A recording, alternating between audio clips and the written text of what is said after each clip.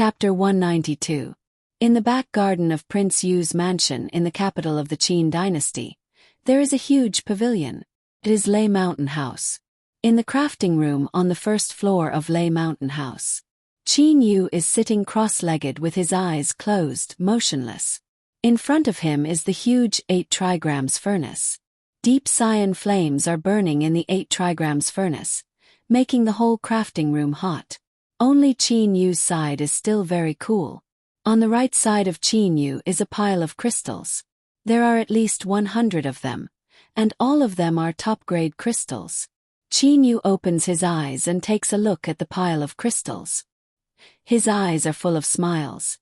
Master is really too much. He has more than half of the storeroom full of all kinds of top-grade crystals, but he told me to lift the restriction only after I reached the core star stage. In the storeroom of Lei Mountain House, more than half of the storeroom was filled with top-grade crystal stones. The number of top-grade crystal stones was astonishing. There were at least 10,000 of them. Qin Yu has always coveted them. Qin Yu didn't have the right to use them until he passed the 6 in 9 heavenly tribulation and reached the core star stage. In the past, I always complained that I didn't have enough top-grade crystals, so I couldn't forge holy weapons that were too good. Now that I have so many top-grade crystals, I should be able to forge a top-notch top-grade holy weapon. Qin Yu mutters. The stellar transformations absorbs the power of the sun, the moon and the stars, so it is innately blazing. The stellar fire is light cyan at the beginning. It should be known that the fire of ordinary Xiaxianists and Xiamoists is light red at the beginning. From light red, red, deep red, then light cyan, cyan and deep cyan. These 6 stages correspond to Jin Dan, Yuanying, Dongshu, Kongming, Dujie and Deshang respectively. Qin Yu's stellar fire is due to the uniqueness of the stellar transformations technique. At the nebula stage it was light cyan. Qin Yu had reached the level of a deep cyan true fire. However, the difference between light cyan, cyan and deep cyan true fire was actually not that great if one used their spiritual sense to discern it. Lu Xing's early stage, Lu Xing's middle stage, and Lu Xing's late stage were all known as cyan flames. In fact, the cyan flames would gradually deepen. When one reached the late stage of Lu Xing and the early stage of the core realm, the cyan flames would only deepen slightly.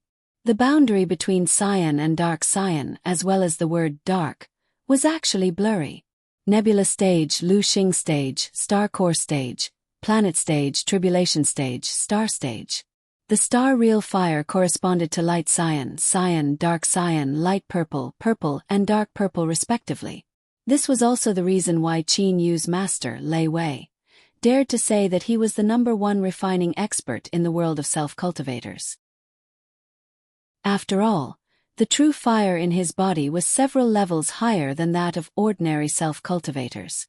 Supreme-grade spirit weapon. Can it still be called a supreme-grade spirit weapon in the past? Qin Yu laughed at himself. Immediately, he waved one hand and the golden power of the stars shot out, piercing into several holes at the edge of the 8 trigrams furnace. Then, Qin Yu made several hand seals with both hands and smashed them at the 8 trigrams furnace. Immediately, the 8 trigrams furnace lit up. Chi. The deep cyan flames in the 8 trigrams furnace actually contained a trace of light purple. Qin Yu's face had a trace of a smile. It was precisely because he had so many crystals of the highest quality that Qin Yu dared to use such a method to refine. With a trace of the light cyan flames, the burning power of the weapon was much stronger. In the past, 2 or 3 crystals of the highest quality could be used to refine a supreme-grade spirit weapon. But now, it was estimated that dozens of crystals of the highest quality would be barely enough. Qin Yu waved his hand and 6 crystals of different colors flew out from the pile of crystals beside him. Then they formed a hexagonal shape and flew to the top of the 8 trigrams furnace. Under the burning of the true fire wrapped in a trace of light purple flames, the 6 crystals of the highest quality shrank rapidly. After a while they turned into 6 small lumps. Qin Yu waved one hand repeatedly and 16 scarlet crystals of the highest quality flew out, wrapping around one of the lumps above the 8 trigrams furnace. Then, Qin Yu waved his hand again, and another 16 golden crystals of the highest quality flew out, wrapping around another small lump. Scarlet, golden, cyan, azure blue, earthy gray and black. Each lump was wrapped by 16 crystals of the highest quality. Then, Qin Yu's expression turned solemn. He made several hundred hand seals in succession, and all the talismans on the surface of the 8 trigrams furnace lit up. Black essence, combine. Qin Yu utters a low shout. The several hundred hand seals turn into a mass of illusory light which envelopes those top-grade crystals in an instant. Being slowly burned by a faint purple flame, those hand seals and the crystals undergo some special changes, as if they have fused together. End of B10C9.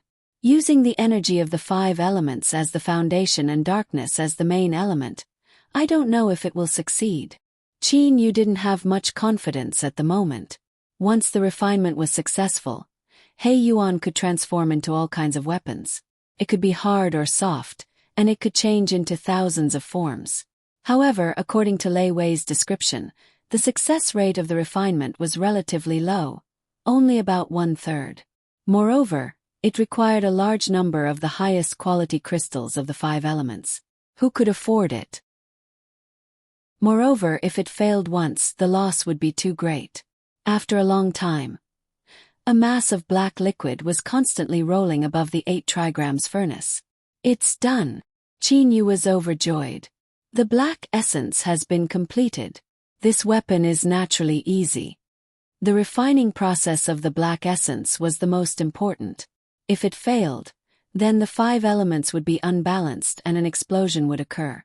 The 100 pieces of the highest quality crystals would be completely wasted. It wasn't something that could be melted and refined again after the refining process. Once the black essence, which was the black liquid, was successfully refined, the spirit weapon could naturally be easily refined. From now on, Qin Yu would no longer use a simple flying sword. His weapon was an ever-changing black weapon. After going through many processes, the black essence could finally transform into a flying sword, a glove, a long spear, or a huge axe. It could transform into all kinds of weapons. Although the black origin was as sharp as an ordinary supreme-grade spirit weapon, other supreme-grade spirit weapons consumed 1 or 2 supreme-grade crystals, but the black origin consumed 100 supreme-grade crystals. The only difference was that it had an additional transformation function. There was still half a year before the gathering day on the Golden Tree Island. This day, under the blessings of Ho Fei, Kuro, their father, eldest brother, second brother, and Uncle Lon, Qin Yu and Li Er left the Qianlong continent and flew towards the south at an extremely fast speed. This time they were going to the chaotic astral ocean, which was extremely far away. Li Er flew easily in the air, her long hair fluttering in the wind.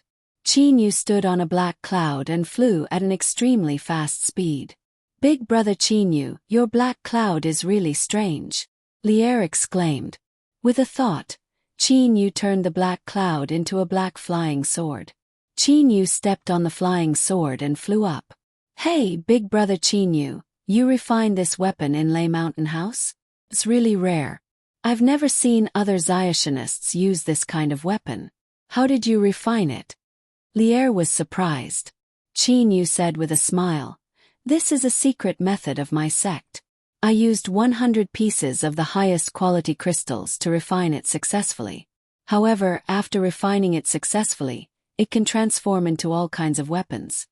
100 pieces of the highest quality crystals." Li Er shook her head.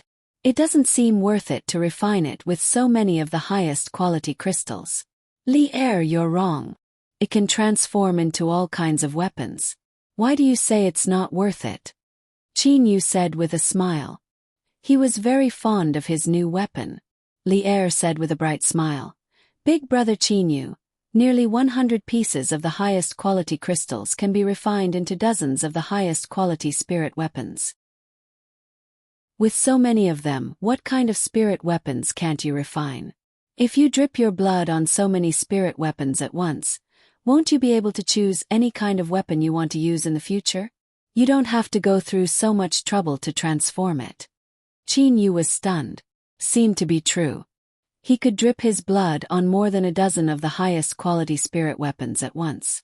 After all, it was not a big deal to just have them recognize him as their master. He could use whatever he wanted in the future.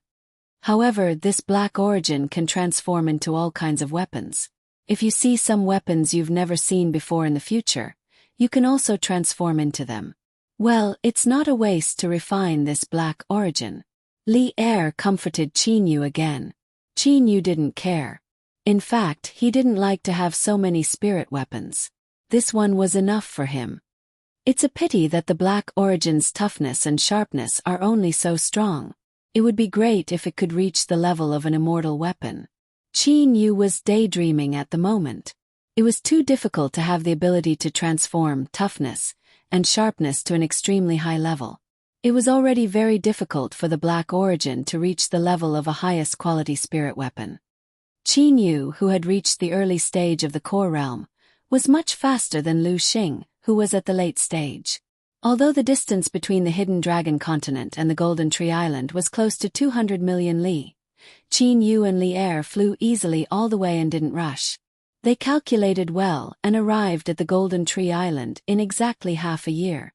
Looking from afar, the entire Golden Tree Island was golden, like a piece of gold in the ocean. After flying close, they discovered that the entire Golden Tree Island was covered with a kind of peculiar ancient tree. The ancient tree was very short, generally less than 10 m tall, but it was very thick, about 8 to 9 m thick. Its trunk was golden and so were its leaves. It was called the Golden Tree. There were such trees everywhere on the Golden Tree Island. The ground was covered with green grass. However, looking from the sky, most of the area was covered by the luxuriant branches and leaves of the golden tree. Naturally, the ground of the green grass could not be seen. At the moment, beside the ancient teleportation formation in the center of the Golden Tree Island, the representatives of the Panglai Immortal Region, the Purple Flame Devilish Dungeon, the Blue Dragon Temple and the Blue River Province have all arrived. Azure Dragon Yen Lang was sitting with legs crossed on the grass. There were 3 yellow-clad men behind him. Ting Shan, however, did not come. Old Freak Three-Eyed was also sitting with legs crossed. His long green hair even reached the ground. There was only a green-clad girl behind him. The Panglai Immortal Region unexpectedly only sent one representative, Reverend Yen Su. Four representatives of the Purple Flame Devilish Dungeon had come, including Ide Situ Shui, Zhao Jiu and a black-haired old man. Brother Qin Yu, why have you only arrived now?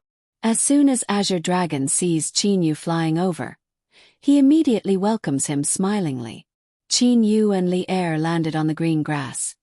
Big brother Azure Dragon, it seems I'm not late. That Yen Mo guy seems not to have arrived yet. Qin Yu takes a look at the other people. Suddenly, a faint smile appears on the corners of his mouth. He has found some fun places. I'm right behind you. Yen Mo's voice rises. Everybody looks up at the sky. They see him standing on a black cloud. There are 2 women behind him, one white and the other red. One of them was a woman with a white fur coat, and the other was a woman with a red fur coat. However, both of them had used illusions to cover their beast heads. Yen Mo, I remember you said 4 people would come. How come only 3 have come? Ida stands up and says. Yen Mo says smilingly, originally I wanted Hong Luan and Long Yen to come together. Too bad Long Yen still hasn't sensed his 6 in 9 heavenly tribulations, so I had no choice but to let him stay in the wilderness. Old Freak Three-Eyed suddenly stands up. Now that everybody has arrived, let's not waste any more time. Let's go straight into the chaotic astral ocean according to that map and go to the bottom of the ocean to open that 9 Swords immortal mansion. Old Freak Three-Eyed looks around at everybody and says coldly, don't worry, don't worry. Immo says smilingly, before we set off, let's make things clear. The first thing is, even though it's only a journey of 10,000 li into the chaotic astral ocean, if we run into any fera beasts, we definitely can't run away. Course. Old Freak Three-Eyed is the first to respond. The others also nod. Yen Mo continues. The second thing is about the treasures in this immortal mansion. According to the original rule, if there are 9 treasures in this immortal mansion, they can be distributed according to the proportion of jade swords owned. If they can't be distributed, for example, there's only 1 treasure, then everyone has to rely on their own ability. Needless to say, Ida says with a cold humph. The others do not object. In the Shojin world, the strong are respected. If they can't distribute the treasures, naturally they will snatch them. When the time comes, it will depend on their own skills. Very good, then let's set off. Yen Mo is very satisfied with everybody's reaction. He then takes the lead to fly up. Reverend Yen Su, Ida, Old Freak Three-Eyed and the others also fly away from the Golden Tree Island with their subordinates. They look at Yen Mo flying ahead. Situ Shui and Zhao Zhou exchange a look, then give a cold humph. Reverend Yen Su, who is flying on one side, takes a look at Situ Shui and Zhao Zhou. His eyes flash with coldness. This journey of opening the 9 Swords Immortal Mansion is definitely not as simple as imagined. Chapter 193. Reverend Yen Su is the only Xiaoxianist, but there are 4 Xiamoists. Everybody on the scene knows that Xiaoxianists and Xiamoists are hostile to each other, whether on the Tenglong continent, the Panglai Immortal region or the Purple Flame Devilish Dungeon. Everybody is flying, but Qin Yu and Li Er are watching the show with a smile. Yen Su, nobody knows how many immortal weapons there are in this 9 Swords Immortal Mansion. It's very unlikely that there are multiple of 9. When the time comes, we'll have to fight for them. Can you do it alone? Zhao Zhou says with a teasing smile. Zhao Zhou comes from the Yenma school. Xiamoists are free and do not care about killing. The Yenma school is even famous among Xiamoist schools for being bloodthirsty and arrogant, so it is not strange for Zhao Zhou to be like this. Yen Su gives an indifferent smile. The 9 Swords Immortal Mansion was left behind by an immortal. Last time, based on the place where the 9th Jade Sword was hidden, we've already determined that this immortal was at least of the Great Principal Golden Immortal level. The treasures left behind by such an expert are God's gifts to us. Whoever can get the treasures will have to depend on their own luck. It's not as simple as having more people and power. You're so smug.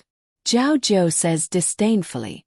If Xiaoxianists pay attention to manners and etiquette, Xiamoists are mostly free and unrestrained. Zhao Zhou, don't be rude to Reverend Yen Su. You're wrong to say that about him.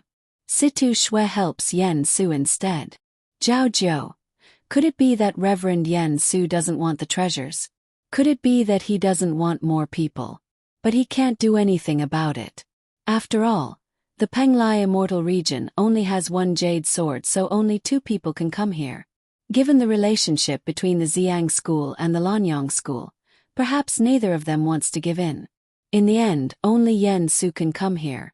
It's not that Reverend Yen Su doesn't want to. It's just that he can't. Situ Shui sighs. Yen Su does not take it seriously at all.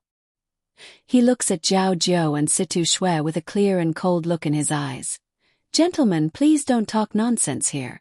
Who doesn't know the dangers of the chaotic astral ocean? Even though that 9 Swords Immortal Mansion is only 10,000 li away from the border of the chaotic astral ocean, who knows what kind of fairy beasts will appear within this distance? Humph. Not to mention the 9 Swords Immortal Mansion, those who are not strong enough may be killed by ferocious beasts before they even reach the Immortal Mansion. Look at the people around you. The 2 of you are really not very powerful. It's better to be careful. Reverend Yen Su's words are very sharp. Looking at Reverend Yen Su's smile, it seems to be a smile of disdain. Zhao Zhou and Situ Shui snorted coldly and said nothing more. At this moment, everyone was flying very slowly. In fact, the Golden Tree Island was very close to the border of the chaotic astral ocean. If they flew at full speed, they would be able to reach the chaotic astral ocean in a short while. However, everyone was very careful. The chaotic astral ocean was notorious for its ferocious nature, and no one wanted to die in the belly of the chaotic astral ocean's ferocious beasts before seeing the Immortal Mansion. A majestic aura that blotted out the sky and covered the earth rushed over. From afar, The terrifying sound of the waves was like the rumbling of thousands of heavenly thunders. At this moment, everyone could clearly hear that 100 miles away, the huge waves were surging into the sky, while the sea below them was very calm. Everyone knew that the chaotic astral ocean was 100 li away. Everyone! Yenmo looked around at everybody with a solemn expression, saying, "We're not far from the border of the chaotic astral ocean. We'll arrive very soon. But before we enter, I must tell you one thing. If you run into ferocious beasts, don't run away with all your might." His eyes were cold. "I'll be alone. Ide Azure Dragon and I will be in the front. Reverend Yen Su and Three-Eyed will be in the rear. The others will be in the middle. If any demonic beast appears in the front, Ida, Azure Dragon and I will get into action. If it's in the rear, Reverend Yen Su and Three-Eyed will get into action. The others had better not take advantage of the situation. If we can't beat it, we'll run for our lives right away. Ide, Azure Dragon, Reverend Yen Su, Three-Eyed, do you have any objections?" Yen Mo seemed to be the leader of the group. Azure Dragon slightly shakes his head, saying, "Of course not. This chaotic astral ocean is mine. Even though it's only the border, I still feel a bit worried. We'll be a bit safer in the front. If we're disbanded, perhaps we'll be in chaos as soon as the ferocious beasts come." "Have no objections," Ida says coldly. Reverend Yen Su also nods smilingly. "Brother Yenmo, this is for everybody's sake." Seeing old freak Three-Eyed nod, Yenmo says loudly, "All right, now that the four of you have agreed, the others probably won't mind either. There is no need to consider this. Who would object to having experts block the front and protect the rear? Remember the formation. Ida, Azure Dragon and I are in the front. Reverend Yen Su and Three-Eyed are in the rear. The others can't fly ahead or behind. They can only stay in the middle." Yen Mo orders strictly. At this time they must make a decision. Otherwise, if they do not follow the rules, they will probably be in trouble if they run into ferocious beasts. Seeing everybody nod, Yen Mo says with a loud laugh, "Very good, now that everybody has agreed, let's get ready to enter the chaotic astral ocean. Let's go." Yen Mo, Ida and Azure Dragon are the leaders. Reverend Yen Su and Old Freak Three-Eyed are the last and the others are in the middle. Thus, this group of people starts to fly towards the chaotic astral ocean. Even these so-called top figures of the north of the chaotic astral ocean have never entered the chaotic astral ocean before. This time, if not for the Nine Swords Immortal Mansion, if not for the fact that the Nine Swords Immortal Mansion is just 10,000 li away from the border of the chaotic astral ocean, who would have dared to come here? "Wow!" Everybody cries out in surprise. All of them are in high spirits. It's really spectacular. Qin Yu's eyes also brighten. When they get close to the chaotic astral ocean, everybody sees an unbelievable spectacle. At the moment, several li away from them, endless billows rise to a height of 100 m. Looking south, these hurricanes and billows are simply boundless. Using the area several li away as the boundary, the south is full of endless billows and hurricanes. However, north of that boundary, the water is very calm and undisturbed. It is very strange. Extremely strange. On one side of the ocean there are huge billows of 100 m, while on the other side there are no ripples. It is as if there is a huge invisible membrane between these two bodies of water, separating them completely. The two bodies of water seem to be in different worlds. Heaven and earth are so mysterious. Such a spectacle is simply incomprehensible. The way of heaven is vague and vast. Even if we spend 10 million years, perhaps we'll only be able to glimpse a corner of heaven and earth. Reverend Yen Su says with a sigh. Who can explain the mysteries of heaven and earth? Qin Yu, however, remembers what Uncle Lon said at that time. Uncle Lon said that it is not a restrictive membrane but a kind of invisible law of heaven and earth. At least now Qin Yu is still unable to understand it.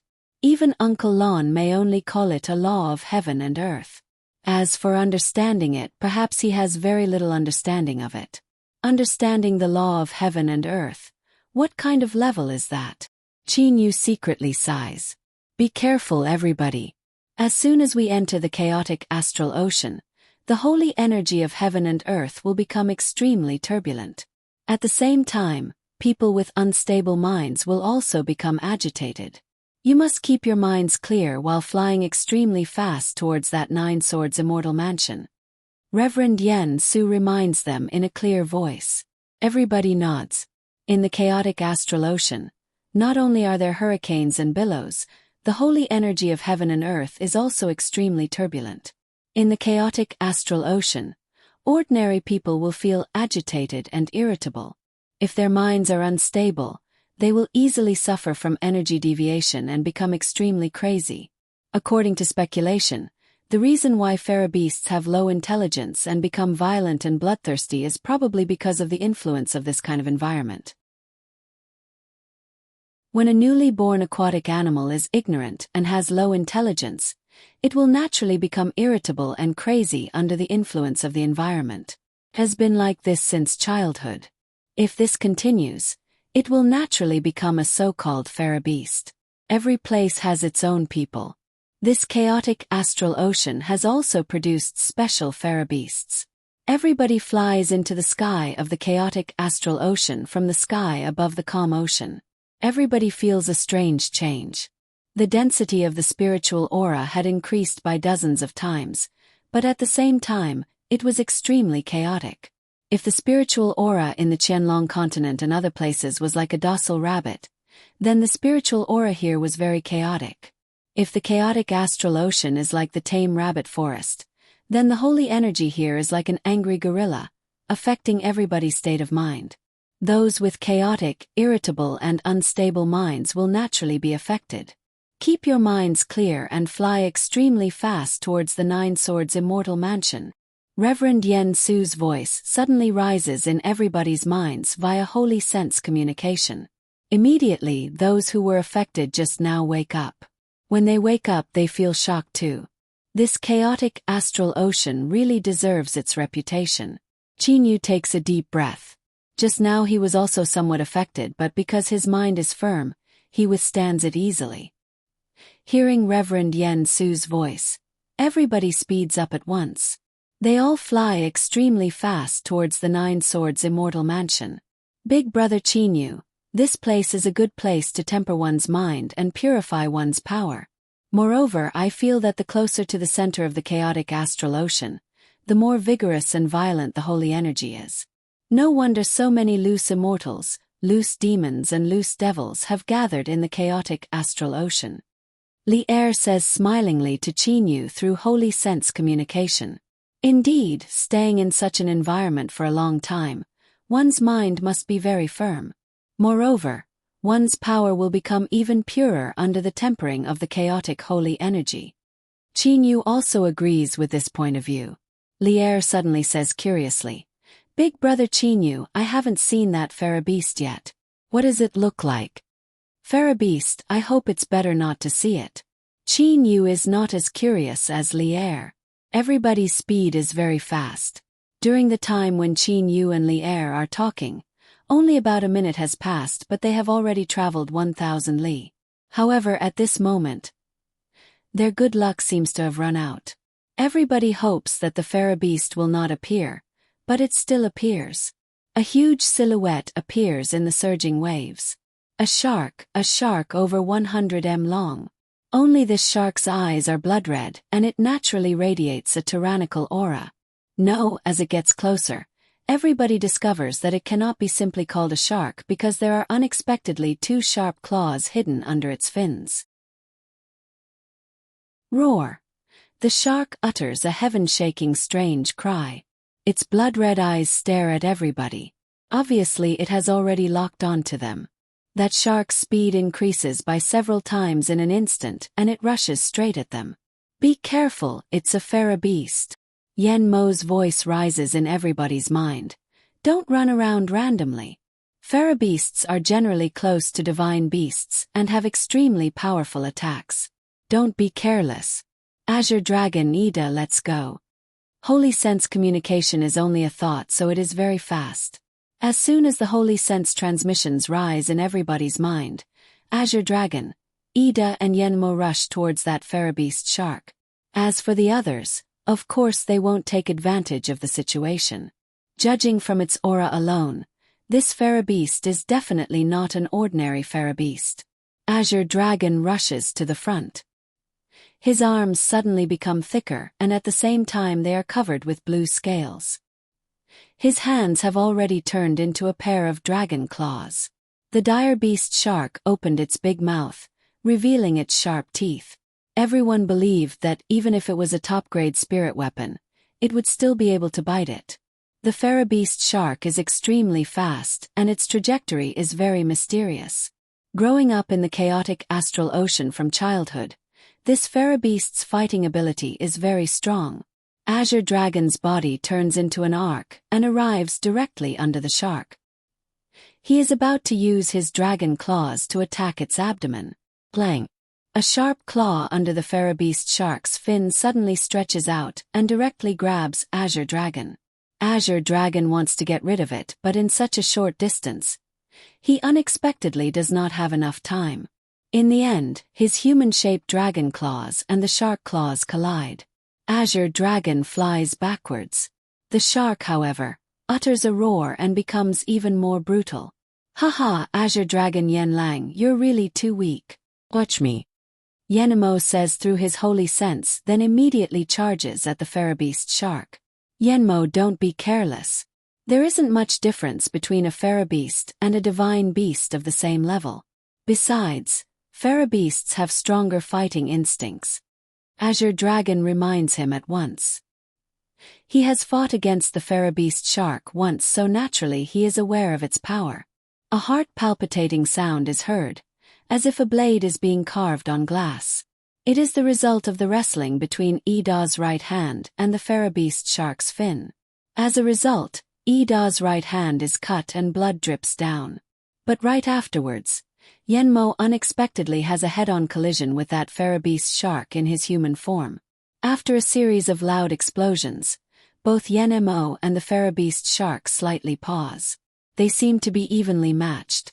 That fairy-beast shark is enraged. It immediately utters a furious roar and opens its big mouth, wanting to bite Yenmo to pieces. Hiss! A huge azure dragon suddenly appears. Its claw grabs the body of the fairy-beast shark, which has no time to react. A huge wound immediately appears on its body, from which blood flows out. The fairy-beast shark roars furiously and fiercely whips its tail on Azure Dragon's body. Azure Dragon dodges very fast, but the tail still hits the edge of his body. Several of his scales are shattered. His blood is dyed red and drops into the sea. Azure Dragon, let me kill him. Yenmo is furious.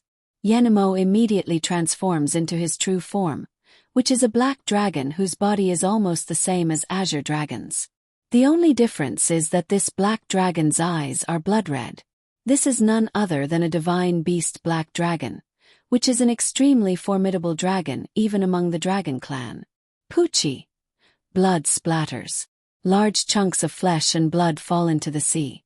That fairy-beast shark is directly split into two and dies on the spot. Yenmo transforms into his human form in an instant. Holding a Niden in his hand, he says with an ice-cold face, "An early Kongming fairy-beast wants to deal with me? You're courting death." Early Kongming fairy-beasts are not much different from early Kongming divine beasts. At the beginning, Azure Dragon did not transform into his true form, so he did not display his full power. Naturally, he was at a disadvantage. After Yenmo transformed into his true form, he was killed in one strike. However, everybody has never been to the chaotic astral ocean, so they do not know some taboos there. The smell of blood, especially the smell of blood from non-fairy-beasts, which will make the fairy-beasts in the surroundings go crazy. Just now, both Azure Dragon and Ida shed blood, but they do not know about this taboo. Therefore,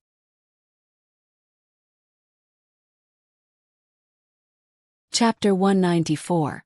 Yenmo, Azure Dragon and Ida get into action. After several rounds of attacks, that fairy-beast shark is directly cut into two halves, killing it on the spot. The others also secretly let out a sigh of relief. Brother Yenmo is really powerful. You killed this fera beast so easily. Zhao Jiu says with a praising expression. Situ Shui however says, Zhao Jiu, could it be you don't know that in the dragon clan, black dragons are absolutely the best in terms of attack power? Only golden dragons are a bit better than them. Black dragons of the same level are much more powerful than azure dragons.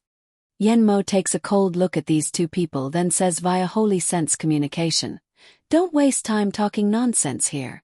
This is the chaotic astral ocean. Everybody, hurry up and go to the Nine Swords Immortal Mansion. Qin Yu also takes a look at Situ Shui and Zhao Jiu, secretly thinking that these two people are too insensible. At the moment, everybody is in the chaotic astral ocean, which is full of dangers. The longer they stay, the more dangerous it will be. Perhaps some fera beasts will appear in a while. Everybody immediately moves forward at high speed. Like a sharp arrow, like a rainbow, everybody is shuttling back and forth among the hurricanes and billows like lightning. All of them, with their robes fluttering and their long hair fluttering, really look like immortals in the eyes of mortals. If somebody's holy sense can cover an area of several tens of thousands li, he will discover that fera beasts within this area are all rushing extremely fast towards the place where Azure Dragon and Ida's group are staying, with red eyes, as if they have been summoned by something. The weaker fera beasts are equivalent to Jin Dan at the Yuanying stage, but the stronger ones are even weaker than Yen Mo. A group of fera beasts within several tens of thousands li are all rushing over. Unfortunately, at the moment Yen Mo and the others simply don't know about this. In the front, Yen Mo, Ida and Azure Dragon have solemn expressions. Their holy senses are spread out and their spirits are highly concentrated. The three of them are the vanguard of everybody, riding the wind and breaking the waves. But they also spread out their holy senses at the same time, not daring to be the least bit careless. They have been flying for about 2 to 3 minutes. No good. Ida's face changes color greatly. In terms of soul level, Ida is even a level higher than Yen Mo. Only because Yen Mo is a divine beast, Ida is no match for him. At the moment, he discovers that fera beasts in the distance are already attacking everybody. They are fera beasts, no, a group of fera beasts. Be careful everybody, Ida said through holy sense communication. He seemed to be nervous. Immediately afterwards, Reverend Yen Su discovers something. Yen Mo and Azure Dragon also discover something in an instant. In the beginning they thought that there were only 3 fera beasts chasing after them, but in just a while, they discover that fera beasts are coming from all directions. Dire beast horde. The ferocious beasts looked strange, like sharks, octopuses, and other mutated ferocious beasts. The difference between their mutations was that their attack power had been increased. The dire beasts also had another characteristic. Their eyes were blood red. It's a herd of ferocious beasts. Don't worry too much. Hurry up, hurry up. Don't try to kill all the ferocious beasts. Let's rush straight ahead. Let's get to the Nine Swords Immortal Mansion first. Yen Mo's holy sense message sounded like thunder in everyone's mind. It is easy to imagine how anxious Yen Mo is at the moment because his holy sense is so loud. Charge! Azure Dragon also roared. Charge! Ida's face is cold, but there is also a hint of fierceness in his eyes. Facing a group of ferocious beasts, no one dared to kill them one by one. After all, this was the chaotic astral ocean. If a Duja stage ferocious beast were to appear at any time, perhaps everyone would be in trouble. Li Er, be careful. Qin Yu looks at Li Er and says through his holy sense. Li Er suddenly reaches out her hand to hold Qin Yu's hand, then stares into Qin Yu's eyes, saying through her holy sense, "You have to be careful too." Qin Yu nods. Li Er has a protective magic treasure, so her defensive power is much stronger than Qin Yu's. Moreover, Li Er's divine walking technique is much faster than Li Er's. Even though Li Er's power is very little, once she uses it, even though Qin Yu's power has increased greatly, his speed will still be far inferior to Li Er's even if he is riding Black Origin. Fast speed and high defense. Li Er is instead the safest. Growl, screech, howl, strange sounds resound in the world. Numerous pairs of blood-red eyes also appear. The sky is also dusky. Black clouds cover the entire sky, making it look like the end of the world. Boom! Thunder suddenly rumbles in the sky. Lightning zigzags down from the sky. At the same time, torrential rain starts to fall. Endless hurricanes, sky-soaring waves, sky-filling dark clouds, boundless rainstorm. Numerous pairs of blood-red eyes stare at everyone. For some reason, these ferocious beasts unexpectedly do not attack them immediately. Instead, they pause for a while. Facing several tens of blood-red-eyed ferocious beasts in front of them, everyone cannot help but slow down. Charge with me! Yenmo's voice rises in everyone's mind. Immediately, Yenmo, Ida and Azure Dragon take the lead and make a slight detour. The others do not hesitate. One by one, they follow closely behind Yenmo and the others. Everyone tries in vain to make a detour around the herd of ferocious beasts in front of them. But, the moment they make a detour, those several tens of ferocious beasts suddenly move. Like thunder, they charge at them. Just as they are about to charge, 10 odd more ferocious beasts come charging from the rear and the left. There's nowhere to hide. Let's charge straight to the Nine Swords Immortal Mansion. Don't get caught up in fighting.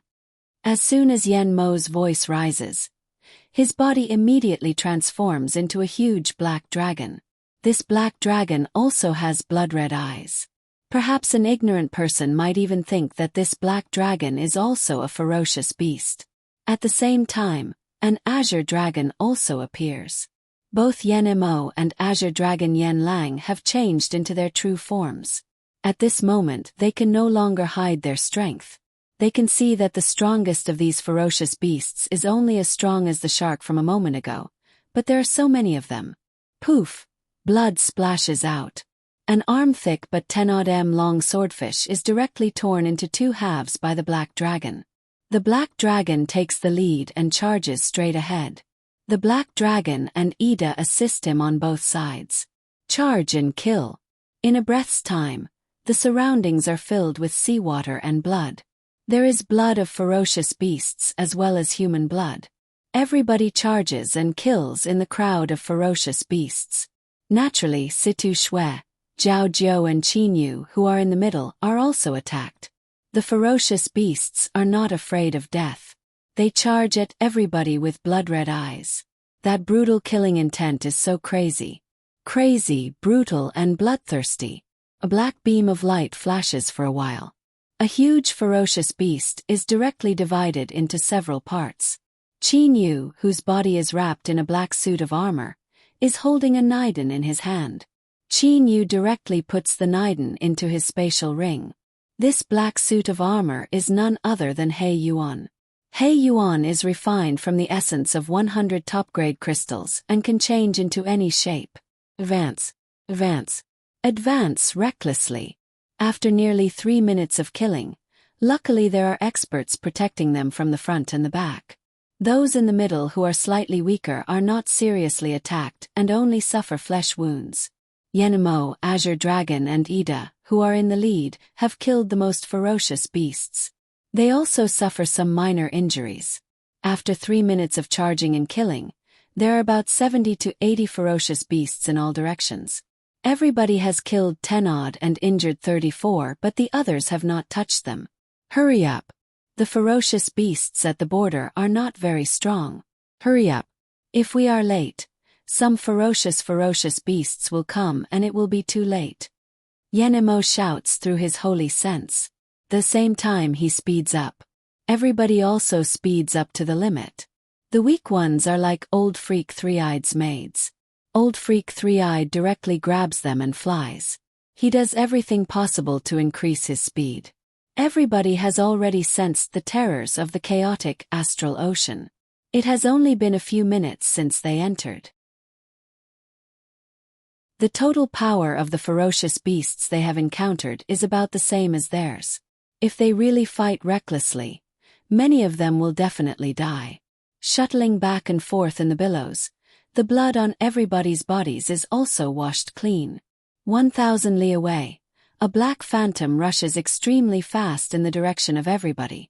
It is much faster than those ferocious beasts just now. Wherever it goes, the billows get out of its way. In just a while, Yenmo sees a phantom in the distance.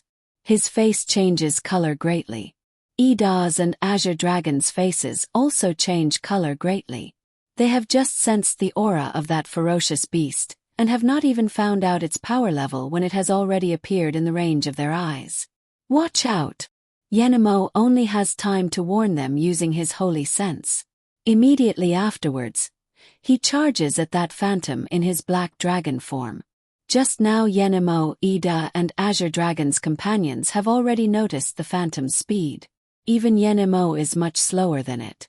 Therefore, nobody can escape from it and can only fight it head-on. Using the black dragon's divine body, Yenmo tries in vain to defeat this phantom. Ide, Azure Dragon, Reverend Yen Su, Old Freak Three-Eyed, Qin Yu and more than 10 others do not get into action because they are not sure. A series of explosions rise. At the same time, the billows around them are sent flying in all directions by the shockwaves. Even the water droplets that have been sent flying are shot extremely fast in all directions like hidden weapons. When those water droplets reach the bodies of Ida, Qin Yu and the others, they immediately shatter. In an instant, that black phantom and the black dragon separate. Now everybody finally sees the true appearance of that black phantom. It is a huge black crab that is more than 10 m tall. Its black slender legs are obviously very slender and powerful. Those two huge pincers are even extremely sharp. Every piece of this crab's armor is shiny black. As for its defensive ability, nobody doubts it because just now this black crab and the black dragon had a big fight. During the momentary fight, a several-meter-long wound appeared on the black dragon's body. Its dragon scales were shattered and blood flowed out from the wound. However, that black crab only has a white mark on its armor but is not damaged at all. Needless to say, it is very powerful.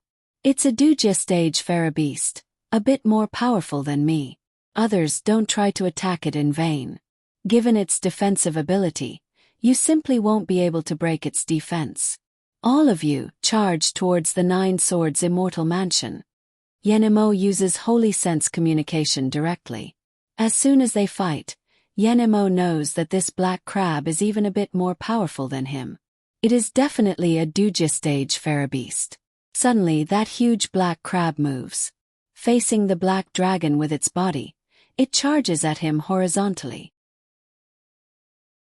Its blood-red eyes are very small but even so, they are like bright blood-red stars, gloomy and ice-cold.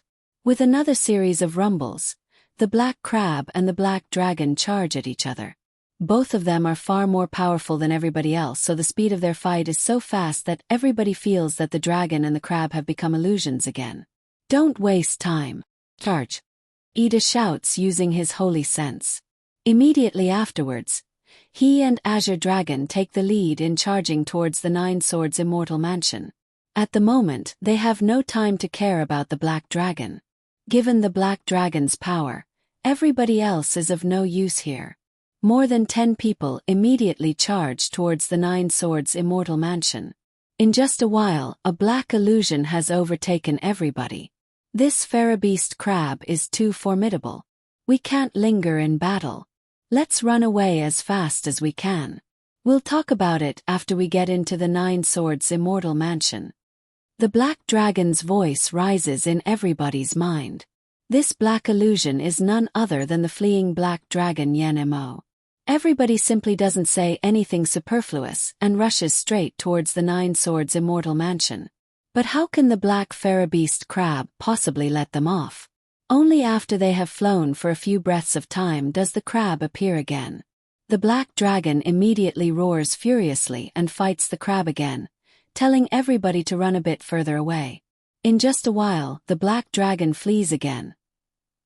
He keeps fighting the black crab time and time again so that everybody can run a bit further away. However, Yenmo always avoids fighting and flees so that he can fight again after a while. He wants to rely on this to reach the Nine Swords Immortal Mansion as soon as possible. However, after each fight, The black dragon's body is riddled with scars and his huge body is covered with blood. His dragon scales are also broken in quite a few places. As for the black farabeast crab, it has also suffered some injuries. For example, the silver protective scales on its abdomen have been torn into 2 pieces by the black dragon. In terms of divine beast ranks, Azure Dragon is only an ordinary divine beast while the black dragon is on par with the 3 blue-eyed toad. Even though it is only a middle Kongming stage black dragon, it is equivalent to a late Kongming stage Azure Dragon. It is only a bit weaker than that Duja stage farabeast crab. Hold on for a while longer. We'll almost arrive. Yenemo shouts through his holy sense. He was cheering for everyone and also cheering for himself. If they really keep going like this, Yenemo can still reach the 9 Swords Immortal Mansion after suffering some injuries at most. However, Qin Yu suddenly catches a glimpse of a black phantom rushing towards them extremely fast amidst the rolling waves in the distance. It is so fast that it is definitely not inferior to that black farabeast crab of a moment ago. At the same time, Ida, Azure Dragon and the others have already discovered the black phantom. No good, it's another farabeast crab. The black farabeast crab in the front suddenly stops, blocking everybody's way. The black farabeast crab in the back also chases after Black Dragon. Don't want to escape, you'll suffer death. A deep and resounding voice rises. However, it seems to say these words with great difficulty, one word at a time. Flying next to everybody, Black Dragon Yenmo looks at the 2 black farabeast crabs in front and behind him. Farabeasts have low intelligence, but after reaching a very high level, their intelligence has increased a bit. These 2 farabeast crabs should both be Duja stage farabeasts.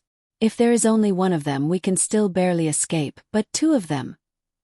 Everybody get ready to risk your lives. Yenmo's holy sense voice rises in everybody's mind.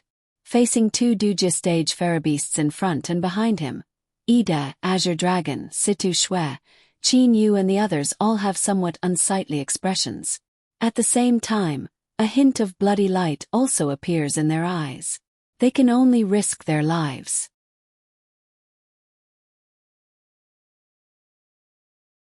Chapter 195. There is a black farabeast crab in the front and a black farabeast crab behind. These 2 farabeasts are both extraordinarily powerful. Even if Black Dragon Yenemo gets into action, he is still a bit weaker than the farabeast crab. This black dragon is pretty powerful. You were able to injure my younger brother. Now the black farabeast crab in the front speaks a bit more coherently. Only now does everybody realize that these 2 farabeast crabs, one in the front and one in the back, are unexpectedly brothers. Moreover, judging from the situation, this black farabeast crab in the front is definitely not weaker than his younger brother and may even be a bit stronger. This place is already not far from the 9 Swords Immortal Mansion, only 1,000 li away. Everybody run away as fast as you can. There are only 2 of them. They definitely won't be able to injure everybody. Let's run. Yenmo's voice rises in everybody's mind. One who can run away will have to depend on their own abilities. Qin Yu holds Li Er's hand very tightly. Li Er also holds Qin Yu's hand in return and says solemnly through her holy sense, "Big brother Qin Yu, let's go as fast as possible." Qin Yu stares at that farabeast in the front. The black light on his body circulates and leaves his body. The black origin immediately turns into a flying sword. Qin Yu stands on the flying sword. The star core in his dantian emits golden star energy and fuses it with the flying sword. Li Er, activate your protective magic treasure. Don't let anything unexpected happen. As for me, don't worry. After reaching the star core stage, I've never used my full speed. Qin Yu says with a chuckle. His eyes, which are staring at the black farabeast crab, however, flash with a hint of fierceness. With a series of explosions in the air, everybody at the scene has used their fastest speed. All of them take different routes, either rushing straight towards the 9 Swords Immortal Mansion, flying in a curve or shuttling underwater. Qin Yu's golden star energy is completely connected with the Black Origin flying sword and every part of his body. His entire body turns into a golden rainbow and rushes extremely fast in the direction of the Nine Swords Immortal Mansion, leaving behind a graceful trajectory.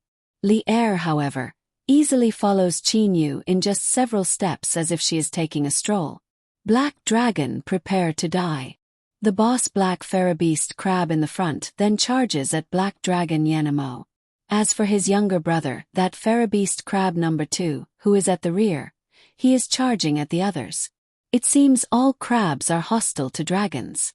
This Pharaoh-beast crab number 2 unexpectedly charges at Azure Dragon Yan Lang directly. Azure Dragon immediately knows that the situation is bad. Roar. With a furious roar, Azure Dragon actually transformed into his human form. Facing the attack of the black ferocious crab, he actually transformed into his human form, which had a weaker attack power. Set up the formation. Qing Long's expression was solemn. The 3 yellow-clothed men who had come with him immediately formed a tripartite formation and circled behind Qing Long immediately. The 3 yellow-clothed men began to emit rays of light. Dazzling light also appeared on Qing Long's hands. Everyone else was fleeing as fast as they could, only to hear an earth-shaking explosion. Both sides quickly retreated. Taking advantage of the recoil, Azure Dragon and the 3 yellow-clothed men fled at an even faster speed. The black ferocious beast crab, on the other hand, was forced back. By the time the ferocious beast crab was about to give chase, Azure Dragon and the 3 yellow-clothed men were already dozens of miles away. With a roar, the ferocious crab madly chased after him. At the moment, Black Dragon Yanemo is also fighting that big brother ferocious crab. This time Yanemo has gone completely crazy, displaying his true power as a black dragon with an extremely high attack power in the dragon clan. Sharp dragon claws, a powerful dragon tail, as well as the unique skills of a black dragon. Black Dragon Yanmo's blood-red eyes shine brightly, emitting various red rays of light which unexpectedly merge with every part of his body. The injuries all over his body are unexpectedly healing at a visible speed. You prepare to die. Yanmo also stares at Big Brother Black Ferocious Crab and shouts furiously. Big Brother Black Ferocious Crab is naturally furious. As a ferocious beast, how can it be afraid? Encountering such a formidable black dragon, it will only become even crazier. The black ferocious crab turns its face upwards and roars furiously. Immediately afterwards, it charges at Yanmo extremely fast. A bloody fight. This time Yanmo's speed is much faster. His body's recovery speed is also much faster. His defensive power is also much stronger. All of this is due to his blood-red eyes. His blood-red eyes are different from ferocious beasts' eyes. They are the foundation of the Black Dragon clan's formidability. Dragon scales shatter. Crab scales fall off. Their blood stains the waves red. However, as the waves roll, the blood disappears in a while. Suddenly, Black Dragon Yanmo unexpectedly rushes straight for the Nine Swords Immortal Mansion with a wave of his tail. This is because he knows very well that this time his purpose is to open the Nine Swords Immortal Mansion, and not to fight a ferocious beast to the death here. Ferocious beasts like killing, but he does not. Qin Yu's speed is extremely fast, especially after riding his sword. He is even as fast as Ida's and Reverend Yen Su's. Li Er, of the 2 ferocious beasts, one is fighting Yanemo and the other is fighting Azure Dragon. The rest of us are a bit more relaxed. Now Qin Yu is slightly relaxed in his heart. If he were to fight the black ferocious crab head-on, perhaps he would end up very miserably.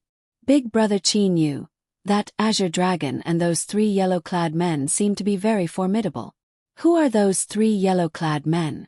They can unexpectedly form such a strange formation, and can even beat back that black ferocious crab by joining forces. Li Er says in amazement. Qin Yu's holy sense has also discovered this scene. In terms of power, The black ferocious crab is a Duja-stage ferocious beast and quite a few times more formidable than Azure Dragon. However, Azure Dragon has transformed into a human form and joined forces with the other 3 yellow-clad men to form a special formation to attack it. Could it be this is Azure Dragon's trump card? Qin Yu raises his eyebrows. Who knows how many treasures there are in the 9 Swords Immortal Mansion? At that time it was said that it would be easy to distribute them if they were multiples of 9. But is it really so coincidental? Moreover, even if it is so coincidental, perhaps once Yen Mo and the other experts become greedy, nobody will be able to stop them from killing and looting. It is very normal for them to fight for magic treasures in this immortal mansion. It was likely that every force had a trump card. Various extremely furious roars rise. After being beaten back several times by Azure Dragon, that black ferocious crab finally goes berserk. He unexpectedly stops following Azure Dragon's group of 4 and instead attacks the others. But at this moment, the 9 Swords Immortal Mansion is right below us. Let's dive down. Reverend Yen Su shouts loudly and dives down first. The others also rush down one after another. After going through this bloody battle, they finally reach the location of the 9 Swords Immortal Mansion. They immediately dive down to the bottom of the chaotic astral ocean. Poof! Along with a miserable cry, the green-clad woman brought by Old Freak Three-Eyed is directly crushed by one of the black Pharabeast crab's slender claws. If the black Pharabeast crab's 2 huge pincers are several meters thick, this slender claw is nearly half a meter thick. As for its length, it is more than 10 meters long. Old Freak Three-Eyed's face changes color, but he does not go to fight this ferocious crab. Instead, he dives down to the bottom of the ocean even faster. At this moment, it is not worth fighting a ferocious crab for a subordinate. Moreover, Old Freak Three-Eyed does not have enough power to fight this ferocious crab. Water splashes in all directions. Black Dragon Yenemo also dives into the water. He then swims extremely fast towards the bottom of the ocean. That big brother ferocious crab also chases after him. Only the black dragon, whose body has been fused with the blood-red light, has become much faster. Black Dragon Yenemo is very fast, really fast. In a while, he catches up with Old Freak Three-Eyed, Reverend Yen Su, Qin Yu and the others.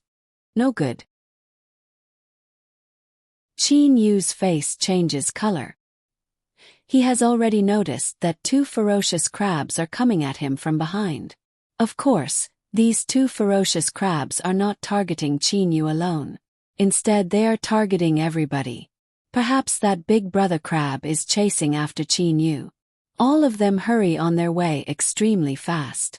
However, the divine beast Hong Luan, who has just overcome the 6 in 9 heavenly tribulation, is the slowest of them all. The black ferocious crab in the front immediately attacks Hong Luan. A loud noise is heard. Immediately afterwards, the water around them becomes boiling hot. Hong Luan is a divine beast under Yen Mo's command. Seeing Hong Luan covered in blood and flames, he immediately becomes furious. However, facing 2 Duja-stage ferocious beasts, he does not dare to fight them alone. Yen Mo turns around extremely fast. With a sweep of his dragon tail, he directly collides with one of the black ferocious crabs. Afterwards, he grabs Xuan Yu and Hong Luan with his 2 claws. Afterwards, he rushes downwards extremely fast. Qin Yu, Li Er, Reverend Yen Su, Ida, Azure Dragon and Old Freak Three-Eyed are second only to Yen Mo. Behind them are Situ Shui, Zhao Jiu, the black-haired old man and the 3 yellow-clad men. Where's the 9 Swords Immortal Mansion? According to the map transmitted by the 9 Jade Swords at that time, this 9 Swords Immortal Mansion should be only several hundred meters below them. Given everybody's eyesight, of course they should be able to see it. However, at the moment they find that there are only rocks and corals below them. Where is the 9 Swords Immortal Mansion? Everybody is a bit stupefied. They have risked their lives to get here, but they simply cannot see the 9 Swords Immortal Mansion. For the sake of the 9 Swords Immortal Mansion, each of them has spent countless manpower and mental energy. They have fought over every jade sword and explored the place where the 9th jade sword is hidden. They have even almost lost their lives. For example, Di Long, Di Jian and Di Su were killed by Yen Mo. Only in the end did they know that the 9 Swords Immortal Mansion was in the chaotic astral ocean. After rushing into the chaotic astral ocean and killing their way here, they have almost lost their lives. If they had entered the Immortal Mansion, it would have been fine, but there is no Immortal Mansion here. None. Black Dragon Yen Mo stands on the Rocky Mountain Range with his subordinates, the Snow Women and Hong Wan, but he does not know what to do. In theory, this place should be where the Immortal Mansion is, but why is there no Immortal Mansion here? One by one they descend and fly to the top of this Rocky Mountain Range. Everybody is a bit stupefied. Growl. Furious roars rise. 2 huge black Farabeast crabs come charging at them. Unable to find the 9 Swords Immortal Mansion and having to face the pursuit of the black Farabeast crabs, everybody who has come here after going through untold hardships does not know what to do. They only feel that they have been wronged. If they die here, it will be even more wronged. You won't be able to escape. The big brother black Farabeast crab stands in front of everybody and says coldly, Yen Mo, I'll deal with the big brother. Second brother, you guys go. I see that your formation is pretty good. With the help of Ida and the others, you'll be able to have a match with the second brother black Farabeast crab. Yen Mo says to everybody present through holy sense communication. As for the others, let's see if there are any mechanisms here. Yen Mo looks at Situ Shui and the others. Everybody nods. Yen Mo will fight a black Farabeast crab, Azure Dragon, 3 yellow-clad men and Ida by himself. Reverend Yen Su, Old Freak Three-Eyed and the others will join forces to attack the second brother black Farabeast crab. This plan is pretty good, but can it really be realized? You're all very idiotic. The big brother black Farabeast crab does not seem to be worried at all. Since the opponents are not attacking, Yen Mo and the others do not want to attack either. They only want to stall for time so that they can find the mechanism and discover the location of the 9 Swords Immortal Mansion. Yen Mo and the other experts are keeping an eye on these 2 Farabeast crabs while Situ Shui, Zhao Jiu, Shui Nu, the seriously injured Hong Wan, Qin Yu, Li Er and the others are searching carefully. The blood of non-Farabeasts will attract a great number of Farabeasts. You've been fighting with us for such a long time, so your blood will definitely attract a lot of Farabeasts. Some of them are as powerful as us or even more powerful. At the moment, the big brother black Farabeast talks unhurriedly. It seems he enjoys the chance to talk very much. Ordinary Farabeasts cannot talk. Only some intelligent Farabeasts can talk. Yen Mo, Azure Dragon and Ida. The faces of Qin Yu and the others, who are carefully searching for the location of the mechanism, all change color. So that's how it is. No wonder so many Farabeasts will come to besiege them after killing the first Farabeast shark. It turns out the blood of non-Farabeasts will attract Farabeasts in the surroundings. However, at this moment, various furious roars rise. At the same time, several pairs of blood-red eyes rush over. Everybody understands that this means even more Farabeasts are coming. Of the 6 Farabeasts, 3 are at the Dongshu stage, 2 are at the Kongming stage and 1 is at the Duja stage. No good. Yen Mo's face changes color. 2 Duja stage Farabeasts are already very hard to deal with. Now another Farabeast, which is not inferior to the black Farabeast crab, has come. While everybody's heart is trembling, various furious roars rise again. Numerous pairs of blood-red eyes also come over. The more time passes, the more Farabeasts gather. What should we do, Yen Mo? Azure Dragon looks at Yen Mo with a very unsightly expression. At the moment, there is no hope at all for them to fight recklessly. While Qin Yu, Li Er and the others are searching, they also pay attention to these Farabeasts. All of them feel a great pressure. At the moment, there are already several tens of Farabeasts. There are unexpectedly 5 of them at the Duja stage and nearly 10 at the Kongming stage. Moreover, as time passes, their numbers are still slowly increasing. The 5 Duja stage farabeasts are at the forefront. Compared to the overseas Xiozhen world, this world of farabeasts in the chaotic astral ocean is where the strong are respected. There are more than 10 outsiders here. Us brothers want that black dragon and the 2 people next to him. The big brother Black Crab says. In the middle of the 5 Duja stage farabeasts is a tigershark with 2 blood-red sharp horns on its forehead. It says in an extremely slow tone, "The others. I don't want them. That man and that woman. Only those 2 I want them." The 2-horned tigershark farabeast is talking about Qin Yu and Li Er. Its blood-red eyes stare at Qin Yu and Li Er with a hint of greed. Only now do everybody realize that these 5 Duja stage farabeasts have unexpectedly regarded them as prey and are dividing them up. However, right at this moment, a deep, furious roar rises. The 5 Duja stage farabeasts unexpectedly all tremble, then immediately separate from each other. An extremely huge farabeast, a huge black object which is several hundred meters tall, shoots towards them from the distance. Yenmo Ida, Qin Yu and the others feel a great increase in pressure again. This several hundred meters huge black object is actually a huge octopus. This octopus is very strange. Has a lot of tentacles. At first glance, there are actually several tens of tentacles. An octopus only has 8 tentacles, but this octopus has several tens. Moreover, this octopus only has 1 blood-red eye. The one-eyed farabeast is standing in the middle of the group. The 5 Duja stage farabeasts immediately retreat behind it very respectfully.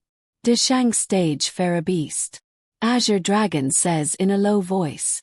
The others' faces change color. The one-eyed octopus glances at Azure Dragon and says, "How do you know I'm a Deshang stage farabeast? You seem to be only a Kongming stage divine beast." In terms of intelligence, this one-eyed octopus is much more intelligent than the 5 Duja stage farabeasts. Azure Dragon only feels his heart beat faster. He immediately says, I guessed. Seeing how respectful those 5 are to you, I guessed it. A Deshang stage farabeast. This is an existence close to a Deshang stage divine beast. If it wants to kill everybody, it will be as easy as blowing off dust. But right at this moment, various rays of light of bright yellow, moonlight white, azure blue, shoot out from the Rocky Mountain range at the bottom of the sea where everybody is standing. The rays of light are not affected at all and pierce through the darkness. They make the area of the sea within several tens li of them brighten up completely. Ah!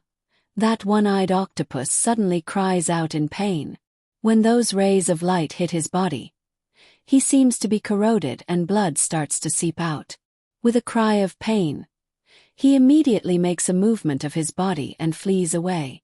The 5 Duja stage farabeasts also cry out in pain as if they have suffered unbearable pain.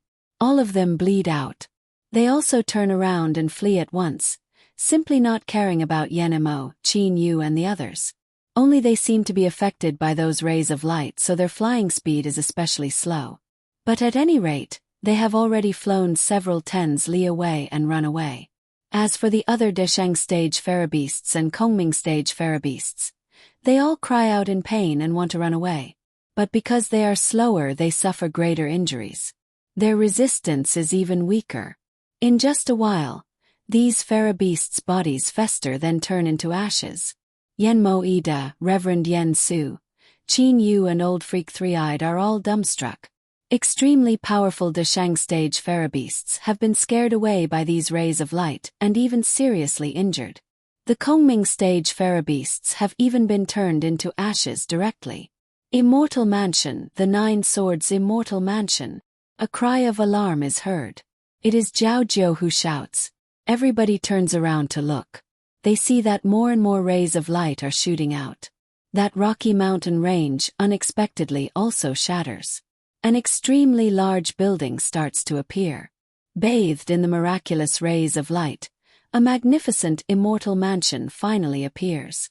Not a single farabeast dares to come close to the area within several tens li of the area illuminated by the rays of light. Being illuminated by these rays of light, Qin Yu, Yen Mo and the others instead feel comfortable from head to toe and are not affected at all. As the rocky mountain range shatters more and more, the appearance of the immortal mansion is also completely revealed. Under various rays of light, an immortal mansion that looks like it is made entirely of jade appears. Its majestic aura makes everybody's heart tremble. Good heavens! Is this an immortal mansion?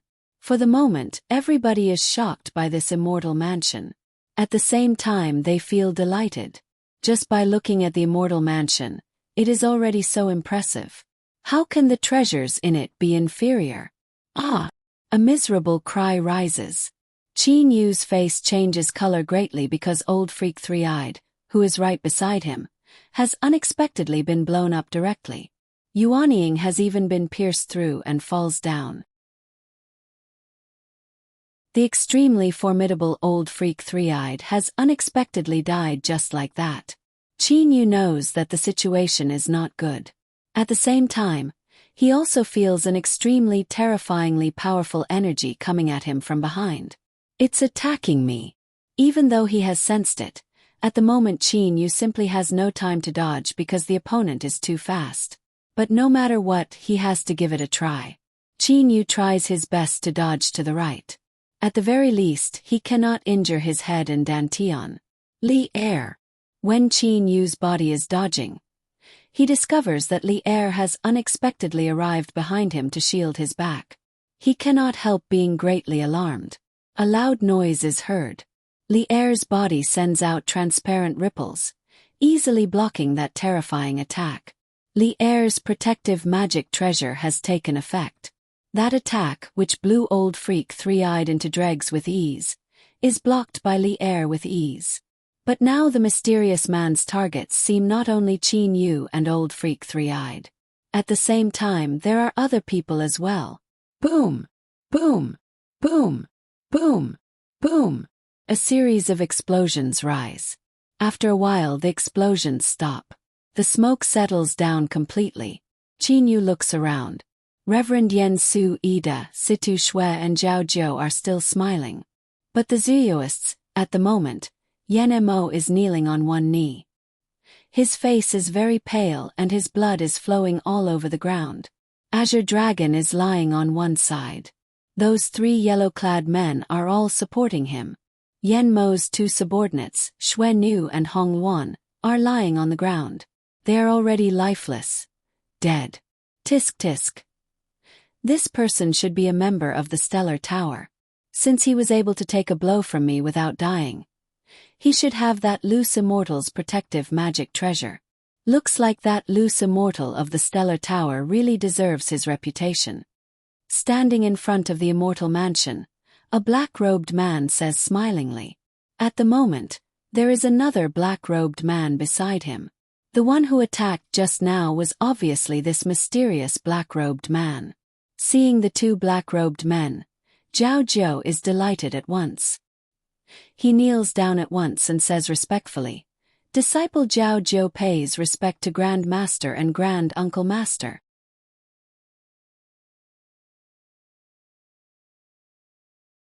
Chapter 196. The appearance of the two black-robed men has killed old freak Three-Eyed, Xue Nu and Hong Wan. Yen Mo has also been seriously injured. Hearing how Zhao Zhou addresses them, Qin Yu's face changes color. This Zhao Zhou is the great elder of the Yanma school stationed in the Purple Flame Devilish Dungeon. His position in the Purple Flame Devilish Dungeon can be considered extremely high, but these two black-robed men are unexpectedly Zhao Zhou's grandmaster and martial granduncle. I'm afraid the Purple Flame Devilish Dungeon doesn't have experts with such high seniority. Obviously these two are people from the Tenglong continent. Qin Yu's heart shakes.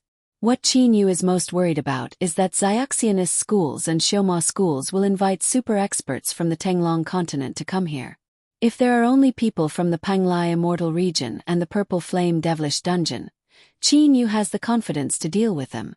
However, if those unfathomable experts from the Tenglong continent come here, it will be hard to say. The two black-robed men who have appeared have easily killed old freak Three-Eyed. Xue Nu and Hong Luan have also been killed without being able to put up any resistance. Even Azure Dragon and Yen Mo have been seriously injured. They have already displayed astonishing power. Situ Xue, however, suddenly bows and says respectfully, "Seniors, are you the two loose immortal seniors Huacan and Hualan?" Junior's martial ancestor also mentioned the two seniors in front of Junior. Hualan Huacan. The two big experts of the Yanma school are both third tribulation loose devils. They are equivalent to Deshang stage experts. Even on the Tenglong continent, they are top-notch experts. After all, most of the loose immortals above the fourth tribulation have entered the chaotic astral ocean. Only a few loose immortals above the fourth tribulation stay on the Tenglong continent. People from the Yingyue Palace. Hualan's heart jolts.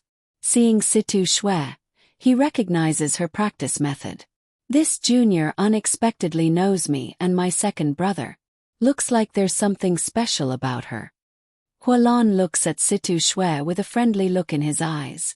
"Oh, looking at your practice method, little girl, you should be a member of the Yingyue Palace. Who's your grandmaster? Let's hear it and see if my second brother and I know each other." There is a faint smile on Hualan's face, but his whole person is very strange. Most people from the Yanma school are extremely brutal. Hualan and Huacan, on the other hand, were dressed in black robes and had an ice-cold appearance. Among the Yanma school, they were also considered to be different. They were the type that looked cold on the outside but had a violent and bloodthirsty heart. Situ Xue says respectfully, "My grandmaster is Dame Yanji of the Tenglong continent." Yanji. The facial expressions of Hualan and Huacan changed greatly. It was actually her. If Dame Yanji also comes, they will be in a bit of trouble. On the Tenglong continent, there are really not many people who can make the two of them afraid, but this Dame Yanji is one of them. Dame Yanji is extremely famous. On the Tenglong continent, people call her the Thousand Transformation Demoness because she likes to change into various appearances. Dame Yanji is bewitching and beautiful. She is very seductive by nature, but many Xiamoists have fallen for her. Turns out it's Dame Yanji of the Yingyue Palace. "Little girl, has your grandmaster come this time? We brothers haven't seen Dame Yanji for a long time. We really miss her." Hualan says smilingly. Situ Xue said vaguely, "I don't know about this, but Grandmaster said he was very interested in this immortal mansion. As for whether he will come or not, I don't know. Maybe he will come or maybe he won't." Hualan and Huacan frowned. What is this? However, after a while, Hualan bursts out laughing. "Little girl, you're unexpectedly teasing us with those empty words. If he really came and you were still so secretive, perhaps you would have already asked him to come out. Second brother, don't waste time. Let's open the Nine Swords Immortal Mansion as soon as possible." At the moment, Azure Dragon has taken a holy pill, so his injuries have mostly recovered. Those three yellow-clad men are standing behind him. So it's seniors Hualan and Huacan. "My grandpa Yan Shuqian talked to me about you two seniors a few days ago." Azure Dragon says with an indifferent smile. It seems he does not care about the sneak attack of Hualan and Huacan just now at all. Qin Yu and Li Er are standing beside Azure Dragon. At the moment, Yen Mo has also stood up. Only there are still bloodstains on the corners of his mouth. Obviously the blow just now was really very heavy. Hualan and Huacan look extremely similar. Only Hualan's eyes are a bit bigger and he smiles a bit more. Huacan's eyes are a bit smaller and his face is a bit colder. Yan Shuqian. "Turns out you're a member of the Yen family of the Dragon Clan." Huacan nods with a cold face.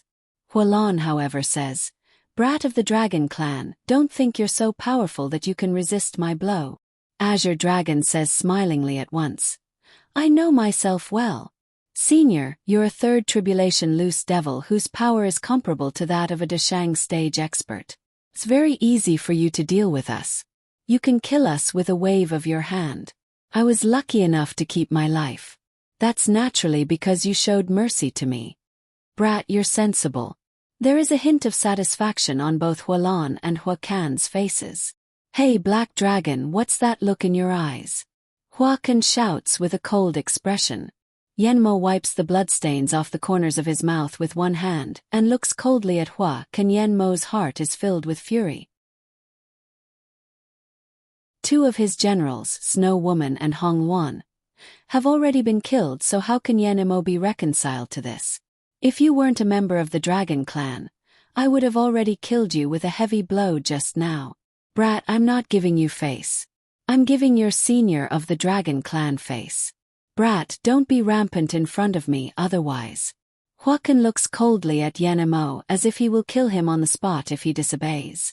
Azure Dragon says smilingly at once. Seniors, Yenmo is a brother of my Yen clan. He's of the same generation as me, but he's rather unruly. I hope two seniors won't bicker with a junior like him. At this moment, Azure Dragon unexpectedly speaks up for Yenmo. Hualan pulls Hua Kan, saying, Second brother, don't bicker with a junior. Don't you think it's beneath your status to bicker with a junior?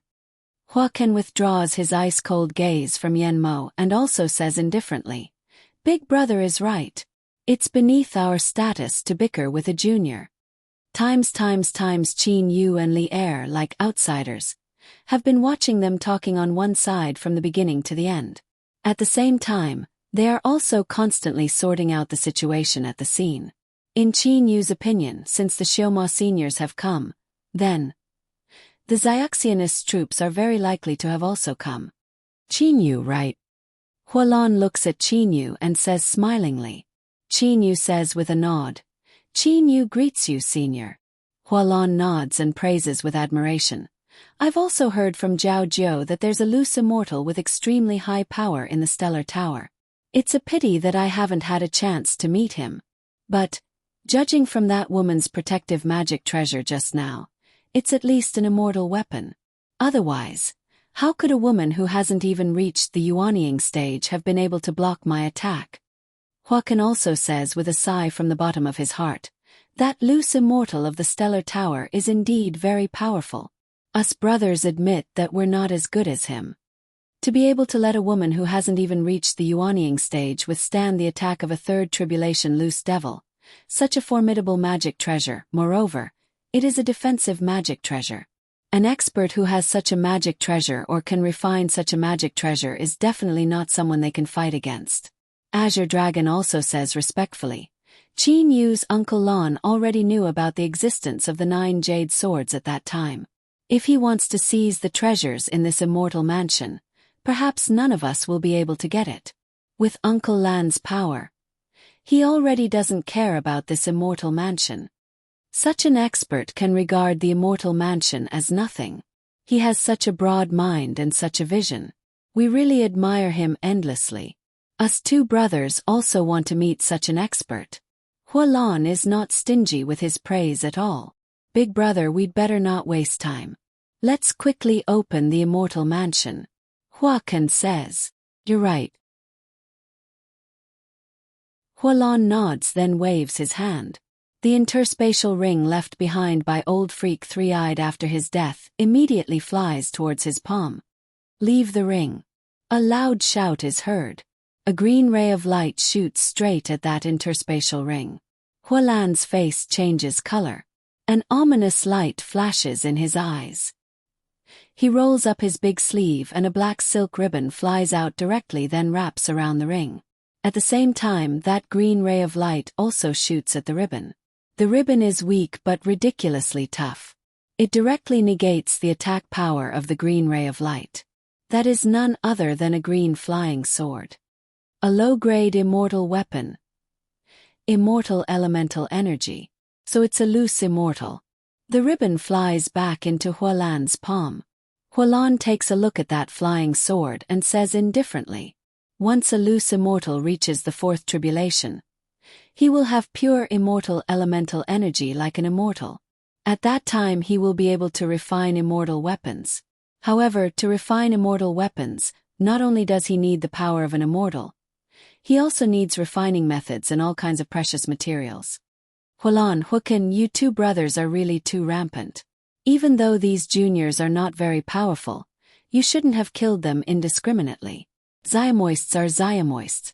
Their demonic nature will never change. Following a cold shout, a blue-bearded, red-faced old man appears. This red-faced old man has vertical eyebrows. Obviously he is a hot-tempered person. Oh my, turns out it's red-faced loose immortal Reverend Yu Yan. Hualon bursts out laughing. Right, this time it seems the Penglai immortal region only sent this junior Yen Su. The people of your Xiang school don't seem to have come. Seems it's because you got too few jade swords. Yu Yan, your disciples are really too useless. Look at my purple flame devilish dungeon. I only got 2 jade swords. Shut up! Reverend Yu Yan shouts violently. Hualon and Hua can exchange a smile, but they do not care. In terms of power, Reverend Yu Yan is also a third tribulation loose immortal. He is equally matched with them. However, they are 2 brothers while Reverend Yu Yan is alone. What are they afraid of? Old man Yu Yan, have you not seen the situation clearly? How dare you make a fuss in front of us brothers? Hualon says mockingly. Flames immediately flash in Reverend Yu Yan's eyes. He is about to fight. Reverend Yu Yan, don't you think it's shameful for you to bicker with those 2 Ziomoists like this? A gentle voice sounded out. Another beautiful woman in green appeared. She was beautiful, but she had an ethereal aura about her. Hualon and Hua can both frown. So it's Reverend Shui Ro of the Lanyang school. Hualon says with a cold laugh. Looks like quite a lot of people from your Xiaxianist schools have come. Don't hide anymore. Come out however many you have. We brothers will welcome all of you. As far as Hualon and Hua can know, they are the only 2 Ziomoists who have come. Since fellow Xiaxianist Hualon has invited us, we've come. That clear voice rises from the distance. Hualon and Huacan's faces both change color. Just now they were just speaking out of anger. Who could have thought that there are still experts who have not shown up yet? Qin Yu and Li Er exchange a smile. Li Er, looks like the opening of the 9 Swords Immortal Mansion this time is getting more and more interesting. Experts are coming one after another. These people have all hidden themselves very deeply. They will only show up when the Immortal Mansion is about to be opened. Qin Yu looks smilingly at the loose immortals and loose devils in front of him. Li Er, however, says with a smile, immortal treasures are bestowed to the destined ones. This is not something that can be obtained just because of power. Could it be that the weak ones can obtain it? Even if they can obtain it, the strong ones can also snatch it. Qin Yu is curious. Li Er says with a mysterious smile. Don't worry, big brother Qin Yu. We'll find out soon enough. Seeing that Li Er does not say anything, Qin Yu does not ask further. At this moment, the person who uttered the voice has also appeared. He sees 3 blue-bearded old men in loose blue robes flying towards him from the distance in a free and unfettered manner. These 3 blue-bearded old men are all smiling and looking amiable. They look like experts who have achieved the Tao. In terms of appearance, these 3 are actually not bad. Junior Yen Su pays his respects to 3 grand uncle masters. Reverend Yen Su says respectfully. Qin Yu laughs in his mind. Oh, the experts of the Qingshu temple have finally arrived. Moreover, there are 3 of them. Yen Su, you stand aside for a moment. The leading old man says smilingly with a wave of his sleeve. Reverend Yen Su immediately stands aside respectfully.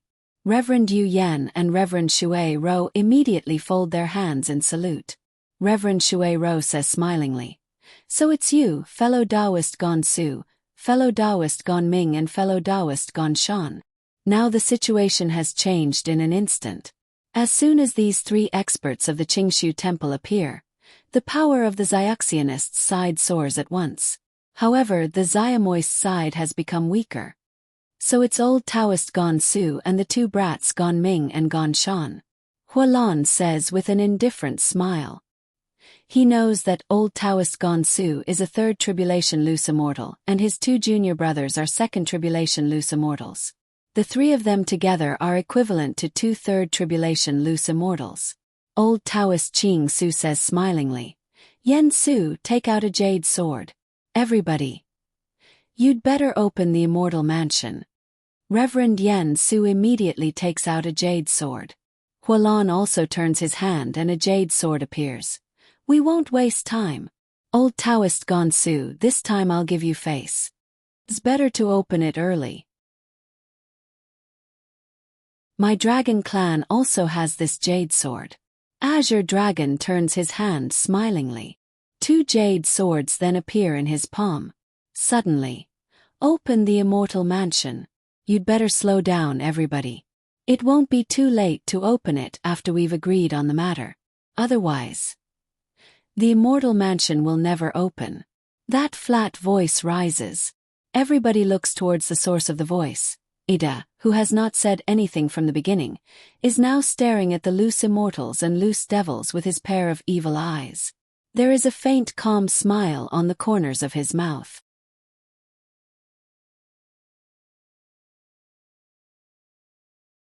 Chapter 197. A purple light appears indistinctly in Ida's pupils.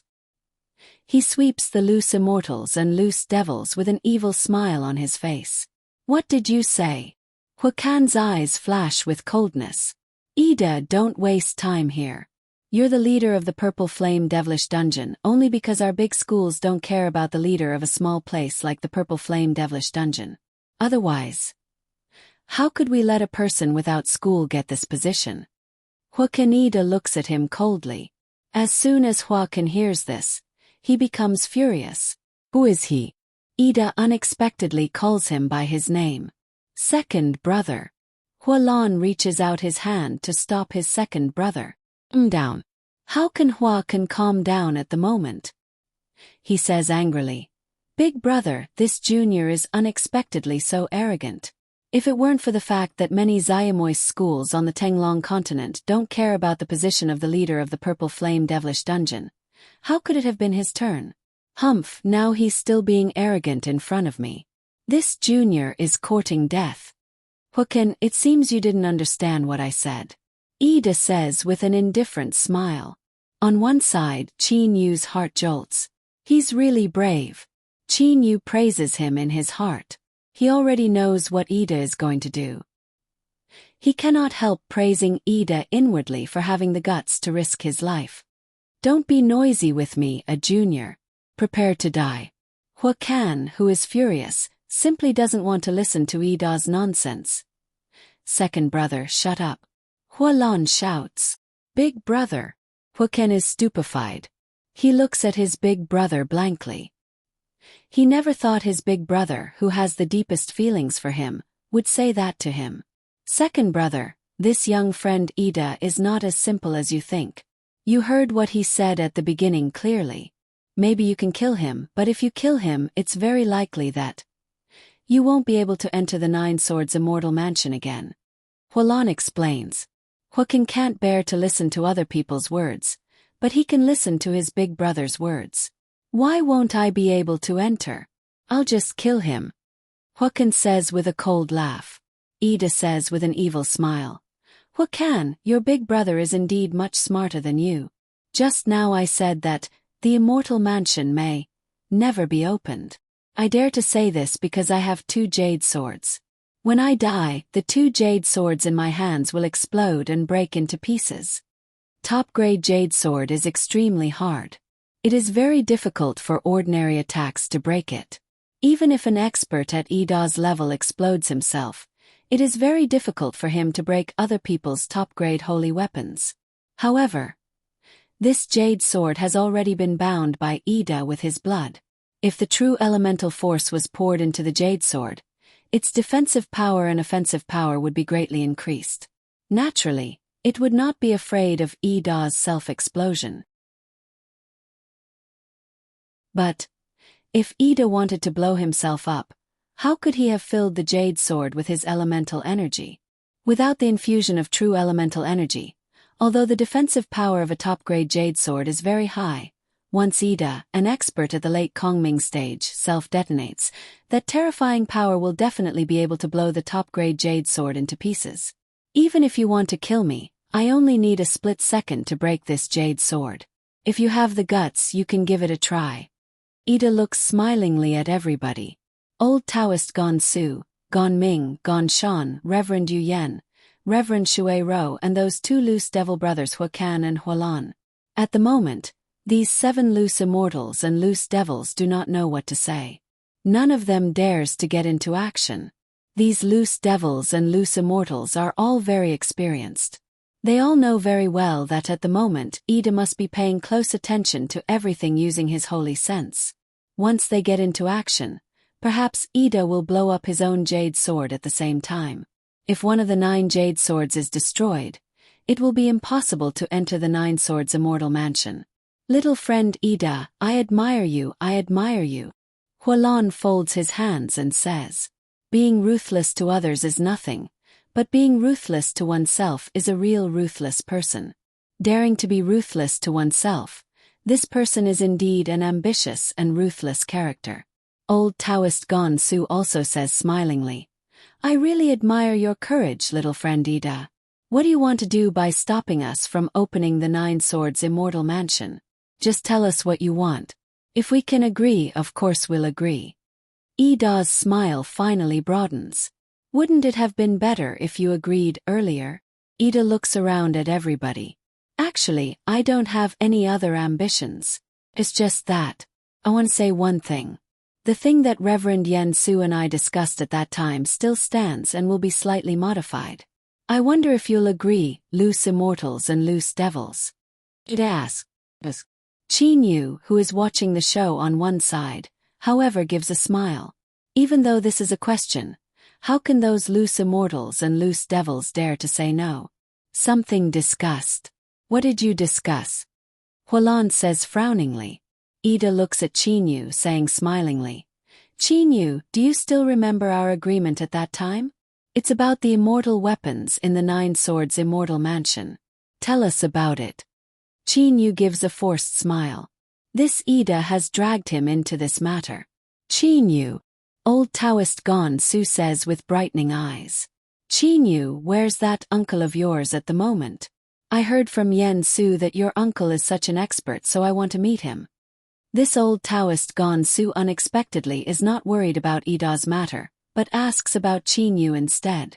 One cannot help praising him for his composure. Uncle Lan. Qin Yu laughs in his mind. Perhaps these experts have all heard about Uncle Lan's power. My Uncle Lan isn't very interested in the 9 swords immortal mansion. He only told me and my junior sister to come here. Qin Yu says indifferently. Hualan also says, Old Taoist Gon Su, little friend Qin Yu's uncle is indeed an expert. The protective magic treasure he gave that woman is definitely an immortal weapon. And perhaps it's not just a low-grade immortal weapon. It's very possible that it's a middle-grade immortal weapon. Middle-grade immortal weapon. Everybody present is shocked. Only 4th Tribulation loose immortals have the ability to forge immortal weapons, but they can only forge low-grade immortal weapons. As for middle-grade immortal weapons, generally, only 10th Tribulation loose immortals or top-class loose immortals have the ability to forge them. Of course, it is only these experts' guess that 10th Tribulation loose immortals have the ability to forge middle-grade immortal weapons. It is just an imaginary number. These loose immortals do not know what level of power it takes to forge middle-grade immortal weapons. After all, the most powerful among them is only a 3rd Tribulation loose immortal. But they can be sure of one thing. Those who can forge middle-grade immortal weapons must be top-class experts among loose immortals. Perhaps they should be 10th Tribulation loose immortals. How is that possible?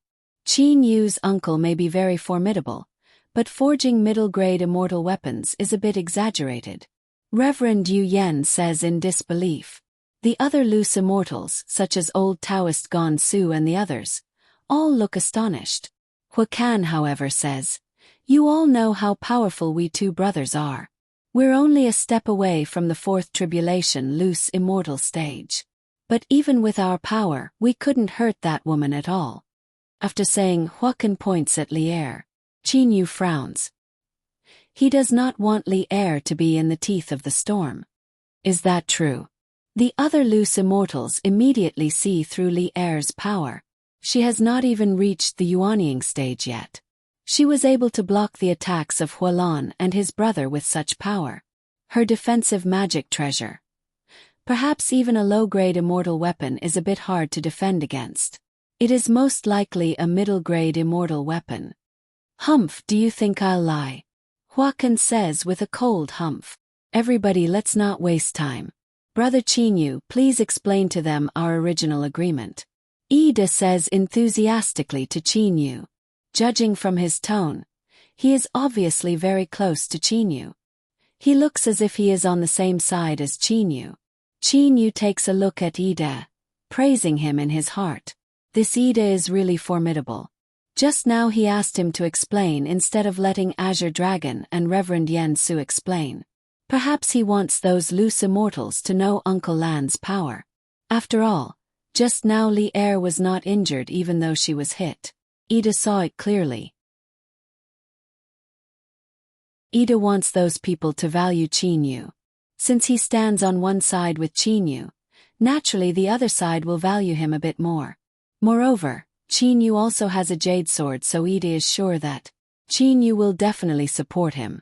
Because if he does not support him, perhaps those loose immortals and loose devils will snatch the treasures directly and they, the weak ones, will not be able to get a single one. Qinyu looks at the loose immortals and loose devils and says carefully, according to our original agreement, if the number of immortal weapons in the Nine Swords Immortal Mansion is a multiple of 9, they will be distributed proportionally according to the number of jade swords each of you has. We absolutely cannot snatch them by force. If they are not a multiple of 9, we'll snatch them by force. Oh, that's the agreement. Okay, we agree.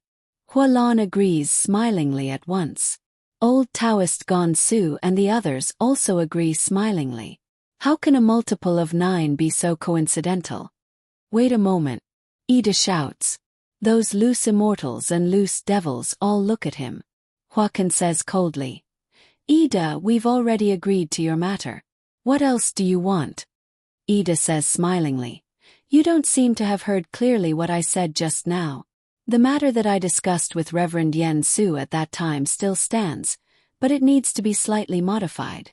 That's what I said. Not only does that agreement still stand, it also needs to be slightly modified. Slightly modified. Qin Yu's eyes brighten.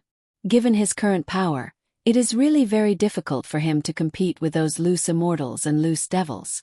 This so-called modification will definitely be beneficial to Ida.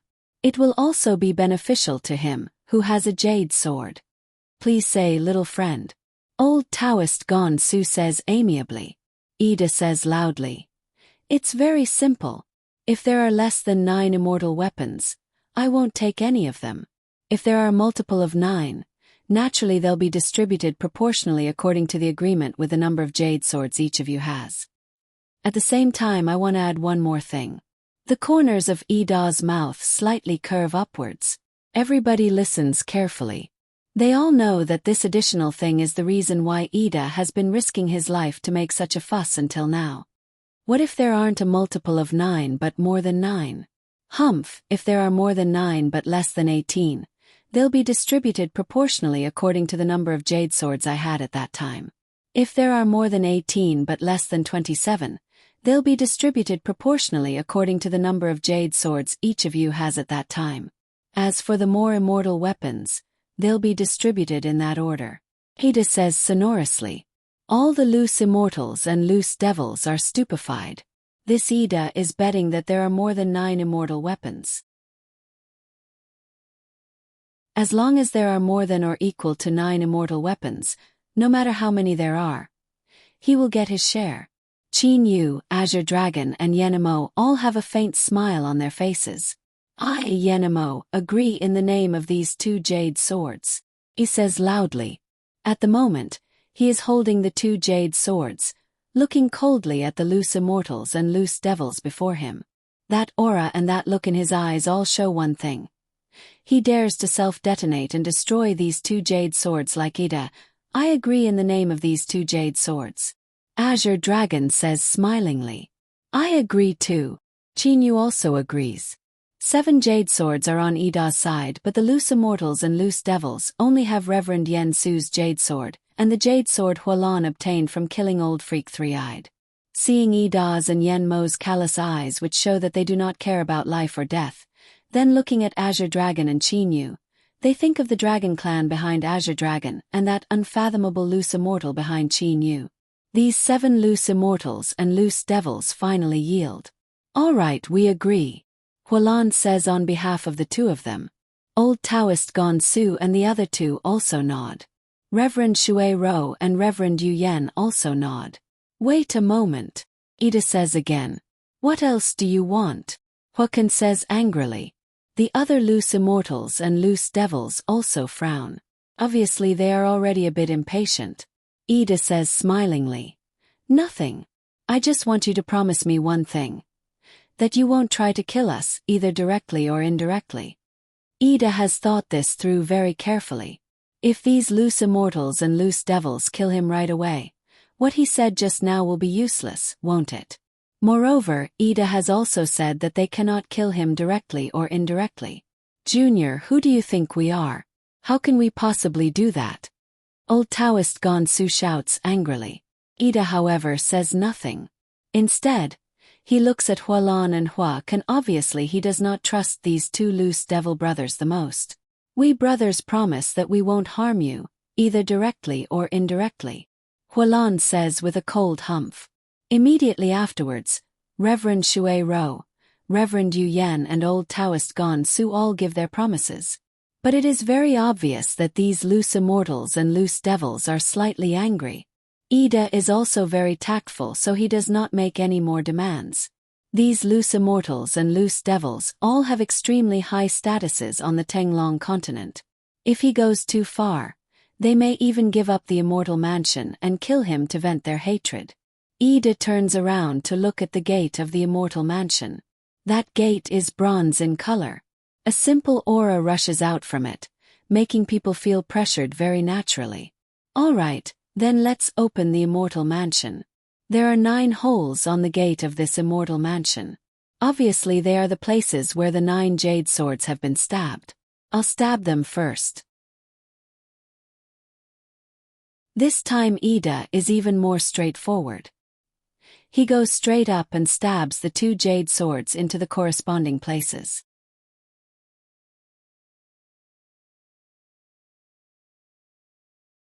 Chapter 198. The bronze-colored ancient door has a kind of translucent, crystalline feeling like jade. Those 9 sword holes are arranged in peculiar positions. Obviously, they are the positions of some kind of profound formation. However, no one at the scene, including Old Taoist Gon Su, can see through them. The 2 jade swords pierce into 2 of the holes just like that, as if they are piercing into a pliable liquid. Whoosh! A sound like a sharp sword being unsheathed rises. Suddenly, the entire bronze-colored ancient door brightens. A blue light shoots out from the door and covers everybody at the scene, making them narrow their eyes uncontrollably. I'll pierce the 8th hole, Qin Yu says. At the same time, he goes forward and slowly pierces the 8th hole. Afterwards, Azure Dragon, Yen Mo, Hualan and Reverend Yen Su pierce their respective jade swords in turn. The 9 jade swords have finished piercing into the door. Everyone holds their breaths. Everybody holds their breaths and looks at that bronze-colored ancient door. Their hearts are in their mouths. With a sound of inhalation, the 9 jade swords suddenly disappear, as if they have been sucked in. At the same time, the 9 holes brighten.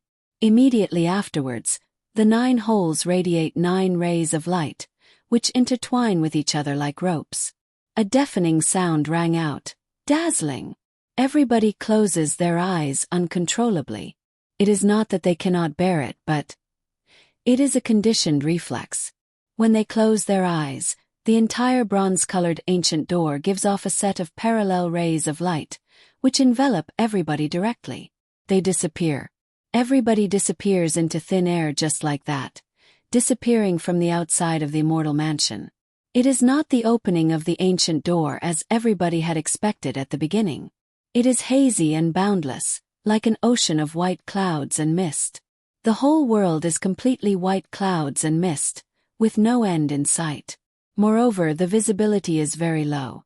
One can only see through several tens meters at most. Anything further than that is a vast expanse of whiteness. Qin Yu opens his eyes. As soon as he takes a look, he is greatly shocked. What's this place? Qin Yu's first reaction is to look around. At the moment, he sees Li Er by his side. Qin Yu cannot help secretly letting out a sigh of relief in his heart. This is a formation, a very abstruse formation. The person who set it up must have had an extraordinary power. Li Er says very certainly. Oh, are you sure? Qin Yu asked. Li Er's chest puffed up slightly as she looked at Qin Yu and said, Of course. Qin Yu couldn't help but smile. Old Taoist Gonsu, you're one of the most knowledgeable among us. Tell me, what is this place? Just now we were still outside the immortal mansion. How did we get to this inexplicable place? Hulan says. At this moment, Hualan and Hua Kan are looking around carefully. Old Taoist Gonsu praises while stroking his beard. This place is very mysterious. Just now I used my holy sense to observe and found that my holy sense seems to have been greatly restricted. The range of my holy sense's observation is even shorter than that of my eyes. It's really very wonderful. Seeing old Taoist Gonsu exclaim in admiration like this, Huakan says coldly, Don't waste time there, old Taoist Gonsu. Just now we were outside the immortal mansion, but now we're here instead. What's going on? What we need to do now is figure out what's going on and how to get out of this damned place. Don't be impatient. Calm down, calm down. Old Taoist Gonsu says smilingly. At the moment, Reverend Yu Yen, the extremely good-tempered Reverend Shui Ro, Hualan and Hua Kan are all impatient in their hearts. As for the juniors such as Yen Mo, Azure Dragon and Qin Yu, naturally they are also impatient in their hearts. Among them, only Li Er, the black-haired old man beside Situ Shui, and the three yellow-clad men behind Azure Dragon have no anxious expression. Old Taoist Gonsu looks around at everybody saying, Everybody, it seems this woman from the Stellar Tower, the three yellow-clad men beside Azure Dragon and that black-haired old man aren't in a hurry at all. I know the background of this Stellar Tower's young lady, but little friend Situ, that black-haired old man should be a member of your Inua Palace, right? Situ Shui raises her eyebrows then bows, saying, You guessed correctly, senior. This is indeed my schoolmate. Schoolmate. Old Taoist Gonsu gives a smile. His eyes flash. I'm afraid he's not an ordinary schoolmate. Humph, the members of the Qingshu Temple seem to meddle too much. Don't mind him, Shui. If I, Dame Yanji, were here, I'd like to see if he would still dare to be so arrogant. That black-haired old man says with a cold laugh, but he is disdainful of old Taoist Gonsu. Cold light flashes through old Taoist Gonsu's eyes like lightning. Old Taoist Gonsu, what do you want to do here? The most important thing for us now is to figure out what this place is and how we're going to get out of here. Hualan is a bit angry. Old Taoist Gonsu, however, does not answer.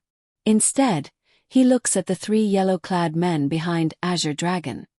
Early Kongming stage. Since when did the Blue Dragon Temple have such experts? Moreover, there are three of them. Old Taoist Gonsu asks in reply. Old Taoist Gonsu does not care about early Kongming stage experts, but he always feels that these three yellow-clad men are somewhat mysterious. Azure Dragon folds his hands, saying, Senior, these three are the three vice-overlords of my Blue Dragon Temple who have been hiding in the palace all along. They have never been announced to the public. This time we're going to open the Nine Swords Immortal Mansion, so naturally my Blue Dragon Temple has to bring out all of its power. Old Taoist Gonsu nods his head. At the moment, however, Qin Yu frowns. What is this old Taoist Gonsu doing? He's not in a hurry to find out where this place is. He's not worried about falling into this mysterious place at all. Could it be? He knows the secret of this place. Qin Yu looks carefully at old Taoist Gonsu. Suddenly, Qin Yu's eyes brighten. Part of a rock has been exposed behind old Taoist Gon Su and his junior brother Gon Shan. With a movement of his body, Qin Yu moves several meters to the side in an instant. A stone stele. Qin Yu finally sees it clearly. Behind old Taoist Gon Su, his junior brother and the others is unexpectedly a stone stele, a simple and unadorned stone stele. And there are even handwriting on this stone stele. Haha, little friend Qin Yu, you're really wise. Old Taoist Gon Su notices Qin Yu's movement and knows that he cannot hide it anymore, so he immediately moves aside. The others also see that stone stele behind him at once. I know this handwriting. Reverend Yen Su exclaims. Oh. This handwriting is the same as the handwriting of the immortal who left the Nine Swords immortal mansion in the cave when we were looking for the ninth jade sword. And this handwriting was left behind by that immortal. Reverend Yen Su says with absolute certainty. Qin Yu, Ide, Azure Dragon and the others all see the handwriting on this stone stele. It is indeed exactly the same as the handwriting they saw in the cave at that time. This is the hallucinatory magic land. Hualan goes up to take a look and cries out in surprise. But when the others see the handwriting on the stone stele, their faces all become silent. They all understand that they have entered the interior of the Nine Swords immortal mansion instead of some other place. Moreover, the reason they have come to this place is most likely related to Qin Guang, who shot out from that unadorned bronze gate of the mansion. Haha, everybody! Congratulations on entering the Nine Swords immortal mansion. But it's not so easy to get my treasures. This place is the hallucinatory magic land in the outermost part of the Nine Swords immortal mansion. But I think it's better to call it the hallucinatory magic land. If you want to get immortal treasures, you'll have to survive this hallucinatory magic land. Course, this isn't up to you. As long as you enter it, your life and death will already be out of your control. Those several lines of flamboyant characters are full of extremely overbearing aggressiveness. Obviously, the immortal who left the mansion behind is not a benevolent or kind-hearted person. Instead, he is a cruel person. Even if there is a predestined person who obtains a jade sword, this immortal will still leave behind some extremely difficult dangers to test him. If he succeeds, he will obtain a magic treasure. If he fails, he will die. He cannot retreat. He is also unable to retreat.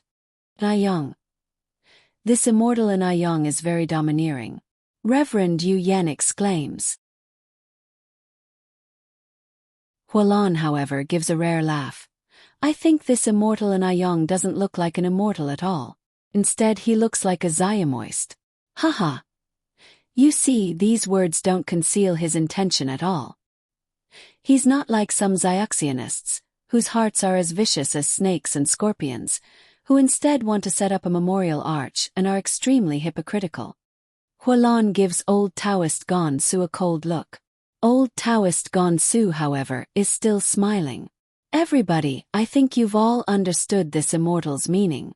Now that we've come here, we simply can't escape. We can only accept it. Death or life, it'll depend on our own abilities. This so-called hallucinatory magic land is absolutely incomparable to the dangers we normally encounter. Old Taoist Gon Su says loudly. These loose immortals and loose devils are all a bit nervous. But Azure Dragon, Ida, Yenemo, Qin Yu and the others are all extremely nervous. Hallucinatory magic land. If there is a higher chance of survival, it is naturally those with high power, which is those loose immortals and loose devils. But those with low power are naturally on tenterhooks. Hualan says with a cold laugh. This immortal Nayang insisted on making this dangerous place difficult for us. But, as far as I can see, this immortal Nayang will definitely let some people obtain immortal treasures, so the degree of difficulty will definitely be limited. Those with enough power naturally don't need to worry. Is that really so? Reverend Shui Ro suddenly asks in reply. Hualan is startled. What do you mean, Reverend Shui Ro? Hualan shouts. Sometimes luck is very important when giving treasures to predestined people. I think. If you, Hualan, continue to be so careless, perhaps you'll be the first to die. Reverend Shui Ro glances at Hualan and says smilingly, "You." Hualan is furious. However, at this moment, a mellow and melodious sound rises. In the beginning, the sound is low and hoarse like that of a resentful woman crying, but it makes everybody's heart tremble. Even Azure Dragon, Qin Yu and the others cannot help feeling unbearable grief in their hearts. Their eyes also become moist. Li Er, who is on one side of Qin Yu, however, brightens her eyes. "Junior brother, be careful. Keep your mind clear. Don't let yourself be controlled by this flute sound." Old Taoist Gon Su shouts at once. Even though old Taoist Gon Su is clear-headed at the moment, he still feels unbearable grief in his heart. It is as if he has seen a tragedy in the human world, and his heart has been shaken unnaturally. Even though he knows that it is because of the flute sound, he still cannot control his heart. It can only be said that the flute sound is too strange. Qin Yu clenches his fists tightly. Beads of sweat have seeped out of his forehead. This flute sound is so strange. Qin Yu can obviously feel the peculiarity of this flute sound. Compared to Li Er's zither sound, this flute sound seems to have the effect of bewitching people, making people's minds enter some negative emotions. However, Li Er's zither sound makes people's minds peaceful and natural, blending into nature. Everybody present is resisting that flute sound. Among the people present, only Li Er frowns slightly but does not have much reaction. Obviously that flute sound does not have much effect on Li Er. Nobody knows whether it is because Li Er is proficient in music or because of some other reasons. The flute sound changes. It is like 10,000 galloping horses fighting on a battlefield. The atmosphere of the entire hallucinatory magic land becomes heavy and oppressive, as if it is filled with a layer of killing aura. It's either you die or I die. That kind of killing between life and death has completely entered everybody's mind. No good. Qin Yu feels that his entire mind is unable to hold on at all. He likes that kind of killing between life and death. That kind of killing between life and death is the most shocking. Naturally, Qin Yu is affected even more by it. Qin Yu cannot help falling into it.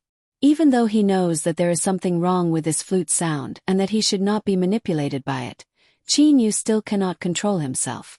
Impressive. The way of rhythm is to subconsciously control one's mind. As for this flute sound, even though everyone knew it was dangerous at the beginning, they were still unable to control themselves. They could only watch as they sank deeper and deeper into it. Lear praised in a low voice. Nobody hears Li Er's praise. Even third tribulation loose immortals and loose devils such as Hualan, Huacan and old Taoist Gon Su have completely resisted the temptation of that flute sound. How can they dare to be distracted and listen to other people's words? "Ah, kill, kill, kill." Zhao Jiu suddenly shouts. Li Er takes a look at Zhao Jiu and says in a low voice, "Xiamoists have a strong devilish nature. This Zhao Jiu hasn't even reached the middle Kongming stage, so it's natural that he'll be the first to fall into it completely." Zhao Jiu is seen running south like crazy. His eyes are very red and his mouth is still shouting, "Kill, kill." He is wantonly attacking the front with his hands as if he has encountered something extremely frightening. However, at this moment, "Kill, kill, kill them all." A furious roar rises. Another person has completely fallen into the devil's domain. This person is Black Dragon Yenmo. Black Dragon Yenmo is roaring. At the same time, he runs south at an even faster speed while attacking like crazy. Yenmo, that's not right. This Yenmo has an extremely firm mind. Even though his mental power can't be considered very high, his firm mind is even comparable to that of loose immortals and loose devils. How can this be? Li Er talks to herself while looking doubtfully at Yenmo. All of a sudden, Li Er's eyes brighten. She sees that there is a fierce light in Yenmo's crazy eyes. His target is none other than Zhao Jiu, who is in front of them.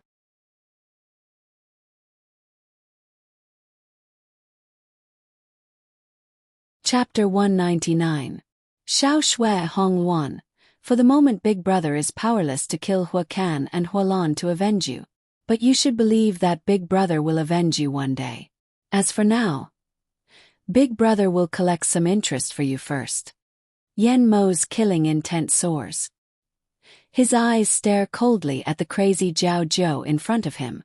Even though Yen Mo has not sunk into the demonic realm of the flute sound, he is still affected by it. His killing intent is completely revealed, reaching a state close to insanity. Kill, kill, die, die. Zhao Zhou roars furiously. At the same time, he attacks forward as if there is an enemy in front of him. Zhao Zhou's eyes are very red.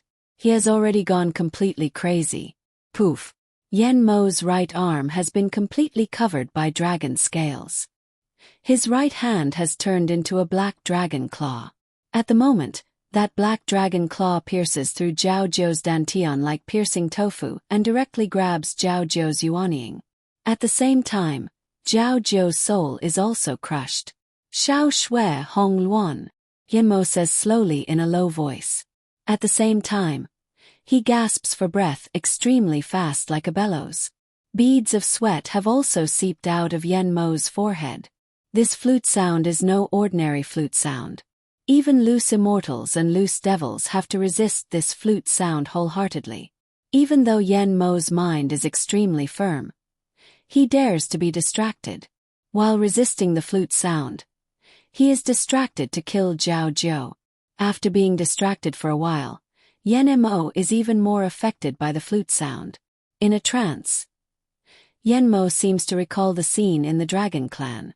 That bloody black stick shadow, that stubborn and unyielding look in his eyes, that resolutely disobeying the clan's designation and betraying it to enter the wilderness, a place where even the Dragon Clan has been warned not to infiltrate.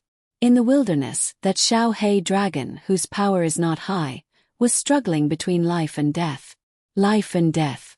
After wandering between life and death time and time again, Yen Mo has already reached the stage where he can maintain a clear mind between life and death. This is also why Yen Mo was able to distract himself to kill Zhao Zhou under the influence of the flute sound. This is also why Li Er said that Yen Mo's willpower is almost the same as that of loose immortals and loose devils. In the wilderness, demonic beasts fight each other for status through life and death battles. Yen Mo now had Little Snow, Hong Luan, and Long Yen as his subordinates. These three divine beasts had become his strongest generals. Yen Mo treated the three divine beasts under his command very well, as if they were his younger brothers and sisters. On the contrary, Yen Mo didn't have much sense of belonging to the dragon race. Huff huff. He was panting heavily. Yen Mo's uncontrollable killing intent spreads out wantonly. With reddened eyes, Yen Mo walks back to his original place according to his memory.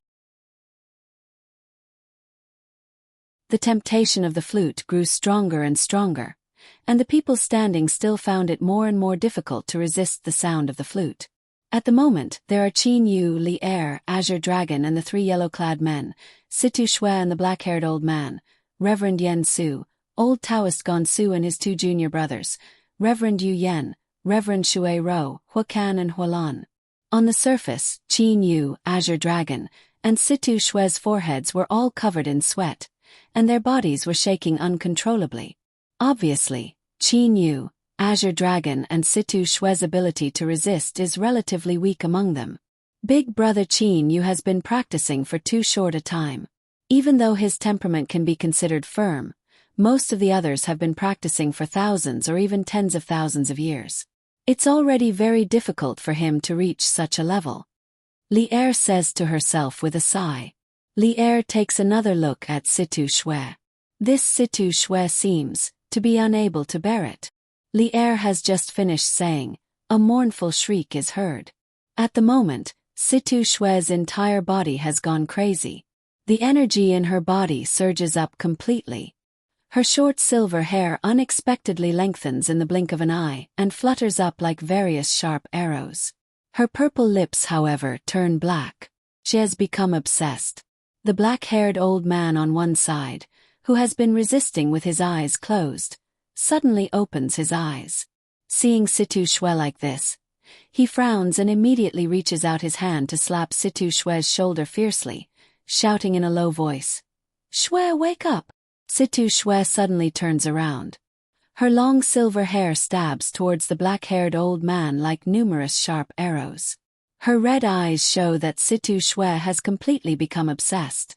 At the moment, the black-haired old man is also resisting the flute music. Seeing Situ Shue like this, the black-haired old man doesn't care anymore.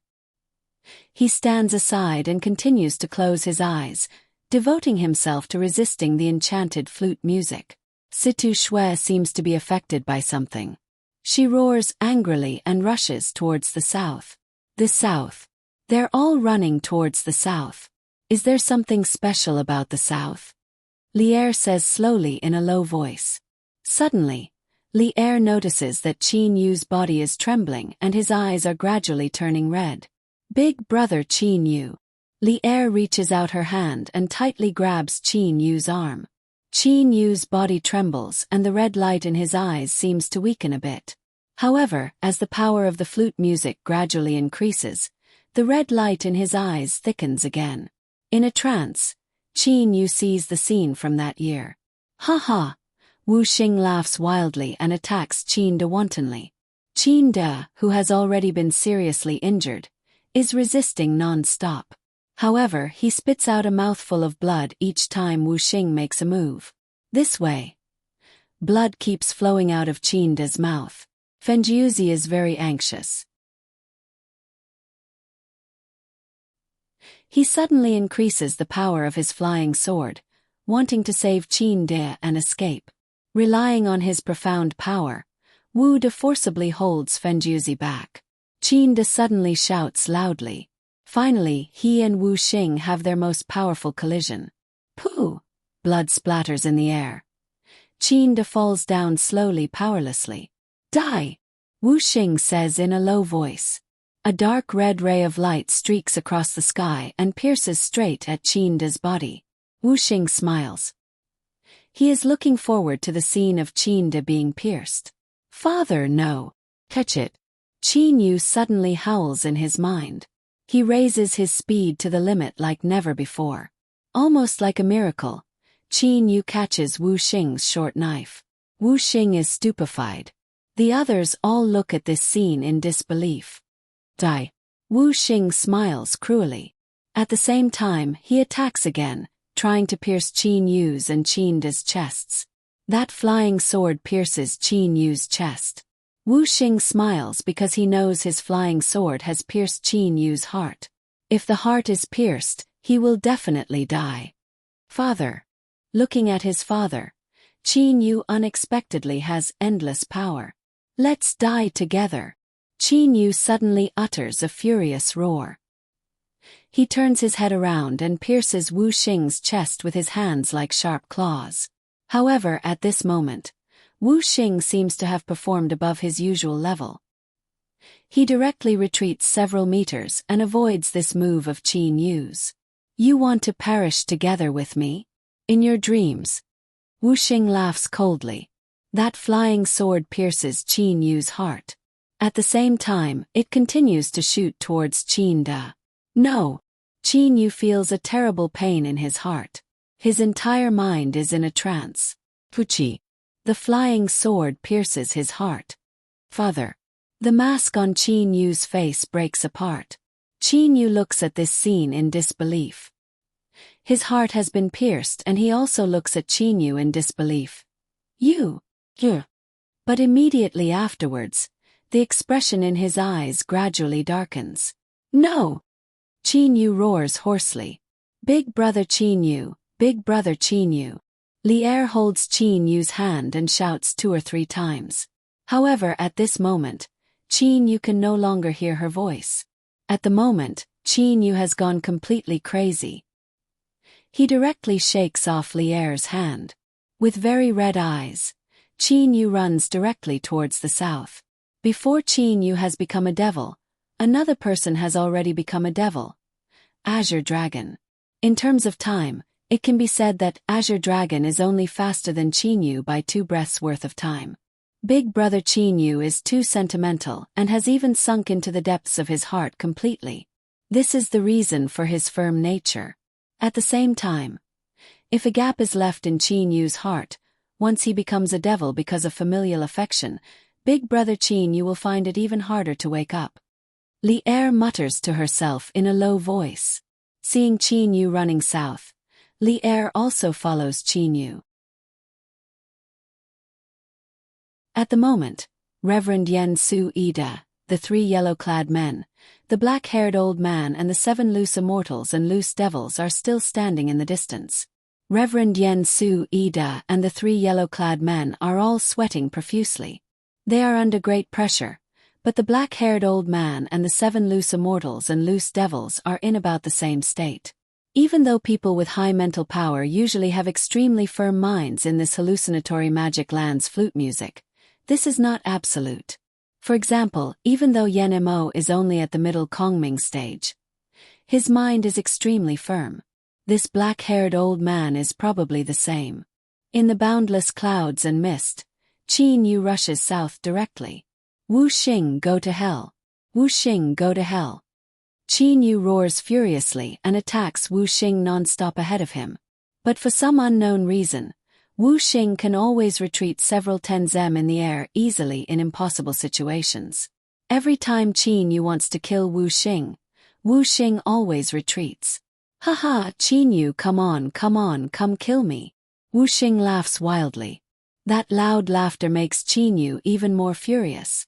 Revenge, avenge father.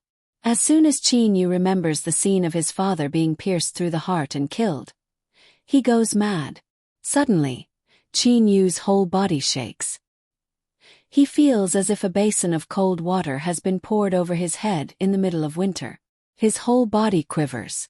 At this moment, the tear of Lu Xing on Qin Yu's chest trembles for a while. Immediately afterwards, it sends out a cold current which rushes directly into Qin Yu's brain. A silvery white cold current. It directly enters Qin Yu's brain. His spiritual energy basically doesn't dare to get close to that silvery white cold current. The silvery white cold current penetrates into that spiritual disk. His soul seems to have undergone a fundamental transformation. The flashing flashes of lightning around his soul are vigorous and powerful. His soul becomes even more condensed. What's wrong with me? Qin Yu's whole body wakes up completely. Looking at the boundless sea of white clouds and mist around him, Qin Yu recalls the scene just now in a short while. That was close. Cold sweat oozes out from Qin Yu's back. This hallucinatory magic land can actually completely seduce people's minds. My father didn't die at all. That Wu Xing died long ago.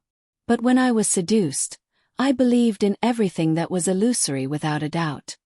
Qin Yu is extremely astonished in his heart. Just as Qin Yu is astonished, the sound of the flute continues to rise. At first, the sound of the flute was formless, but now it has faint red ripples. Those red ripples are very faint, almost invisible. They extend from the south to the north in the form of various ripples. Qin Yu's heart trembles again. After the transformation of his soul just now, Qin Yu's resistance is much stronger this time. However, even though it is strong, how can it be so easy to deal with the flute sound that loose immortals and loose devils attach so much importance to? Last time, when he was possessed by the devil, he relied on Lu Xing's tear to stay awake. But now it seems, Qin Yu is very likely to be possessed by the devil again. If he is possessed by the devil again, will Lu Xing's tear still have a miraculous effect?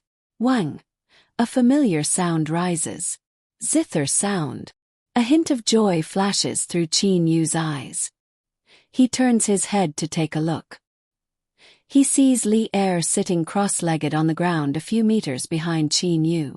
A guqin is on Li Er's lap. Li Er is quietly playing the guqin.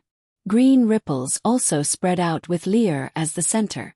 The red ripples of the flute sound seem to be arch-enemies with the green ripples. They seem to be trying to wear each other down.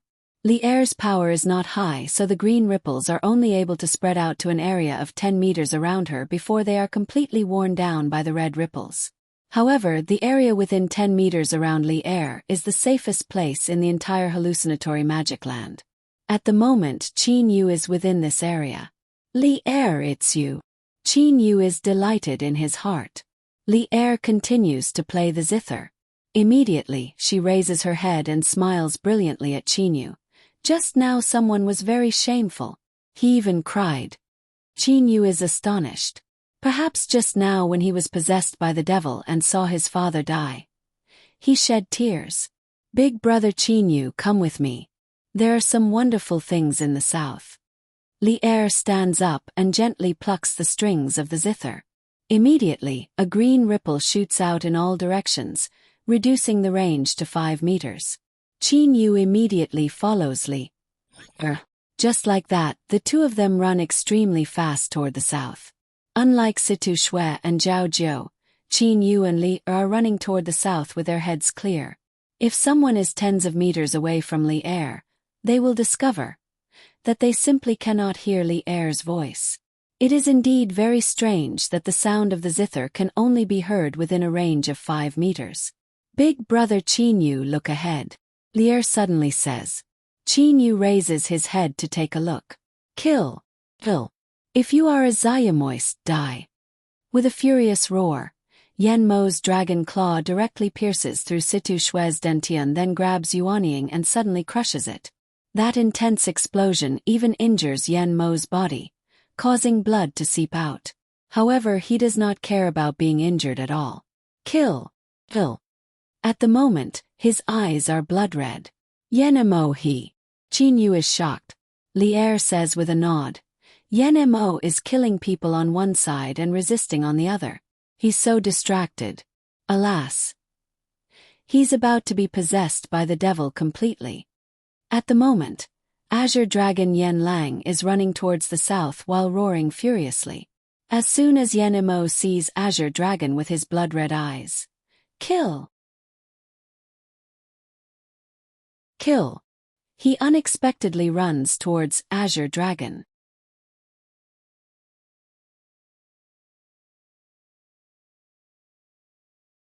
Chapter 200. Azure Dragon's eyes are very red. He roars and rushes towards the south at the same time.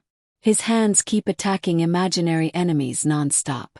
At the moment, Azure Dragon is completely oblivious to anything else and simply does not know that Yan Mo is coming to kill him. Yan Mo gasps for breath. The red light in his eyes flickers from time to time. Even now, he has not been tempted by the flute music to run towards the south. This is because he has not been completely possessed by the devil. He still has a trace of clarity. If he had not been distracted by killing Zhao Jiu at the beginning, perhaps his symptoms of being possessed by the devil would have been a bit lighter. However, while listening to the flute music, he has also killed Zhao Jiu. With killing in his heart, naturally it is even harder for him to resist the devilish intent of the flute music. As soon as Zhao Jiu died, Yan Mo became even more inclined towards death. Therefore, when he saw Situ Shui, he also attacked and killed her. Now that he has seen Azure Dragon, he still wants to kill him. No good. Azure Dragon has been completely possessed by the devil. He simply doesn't notice that Yan Mo wants to kill him. Qin Yu says in his heart, startled. Li Er says with a nod. At the moment, Yan Mo is only a step away from being completely possessed by the devil. In this case, if he also kills Azure Dragon, Yan Mo will definitely sink even deeper. Perhaps he will directly become completely possessed by the devil. Big brother Qin Yu, what are you thinking? Could it be you want to get into action? Li Er looks at Qin Yu and says with a faint smile. In fact, at the moment Qin Yu is having an intense mental struggle. Should he save him or not? In this world, even if Qin Yu saves him, facing the crazy Yan Mo, Qin Yu's power is still insufficient to contend against him. Big brother Qin Yu, forget it. Once you get into action and are discovered by Yan Mo, perhaps he will directly turn around and kill you because of his murderous nature. As for that Azure Dragon, We're powerless even if we want to. Li Er shakes her head and says with a sigh. Qin Yu turns around and looks at Li Er. He suddenly says, Li Er, I always feel that you seem to be detached from worldly affairs. Seems nothing can affect you. Really? Li Er is startled. Qin Yu and Li Er both promptly turn their heads to take a look. They see that Yan Mo is currently clutching his head and howling in pain, while Azure Dragon is still running towards the south. What was surprising was that Yan Mo actually didn't kill Azure Dragon. No. Yan Mo gasps for breath non-stop. Sweat seeps out of his whole body. The brutal aura emanating from his entire body is extremely terrifying. Li Er's eyes brighten brightly. Big brother Qin Yu, this Yan Mo's willpower has unexpectedly exceeded my imagination. At the last moment, he has unexpectedly controlled himself and hasn't attacked. Moreover, it seems he's still trying hard to resist the temptation of the flute music. As Li Er spoke, she gently plucked the strings, and the green ripples completely offset the red ripples within a few meters. Qin Yu also noticed it. Suddenly, Yan Mo's arms become thicker and he clenches his fists completely. Like a big iron hammer, he roars in a low voice and punches the ground non-stop with his fists. Muffled sounds come from the ground one after another. Along with the sounds of his fists punching the ground, there are also Yan Mo's furious roars. Along with each punch, the red light in Yan Mo's eyes instead flickers with traces of fierceness. This is a terrifying look in his eyes after a life and death situation erupts. At the moment, Yan Mo is completely in that situation. In just a while, with a tiger roar, Yan Mo suddenly stands up. Killing intent. A killing intent soaring to the sky. At the moment, Yan Mo is like a general fighting on the battlefield. He sweeps around with his tiger-like eyes, then immediately rushes in Azure Dragon's direction. Obviously, Yan Mo clearly remembers Azure Dragon's running trajectory. In a state of bedevilment, running is just an unconscious step. However, at the moment Yan Mo is like a rainbow and his speed is much faster than before. What does Yan Mo want to do? Qin Yu asks doubtfully. You'll know when you catch up, Li Er says smilingly. Afterwards, the two of them follow Azure Dragon extremely fast and fly south. Azure Dragon's walking speed is far inferior to Yan Mo's flying speed. In just a while, Yan Mo has caught up with him. Qin Yu and Li Er only see Yan Mo rushing extremely fast towards Azure Dragon, then directly brandish his arm to attack him. You still want to kill him? Qin Yu is astonished. Following an extremely heavy blow, Azure Dragon's entire body is sent flying backwards. The clothes on his chest are completely shattered. No, Li Er says with a shake of her head. Yan Mo didn't kill Azure Dragon. Instead, he stopped him from running towards the south. Obviously Yan Mo also noticed that there must be an extremely dangerous place somewhere in the south, so he stopped Azure Dragon. As for why Yan Mo stopped Azure Dragon, it might be because they are both members of the Dragon Clan. Hearing Li Er's explanation, Qin Yu looks at Azure Dragon and Yan Mo in this way. Kill. Azure Dragon roars and unexpectedly gets up again to run south. At the moment, Yan Mo's body is also trembling. While resisting the temptation of the flute music, he attacks Azure Dragon again. Black.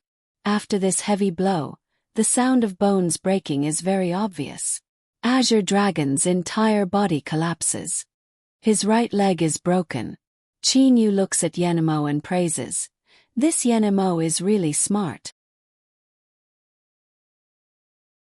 Instead of hindering him again and again, it's better to break his leg directly.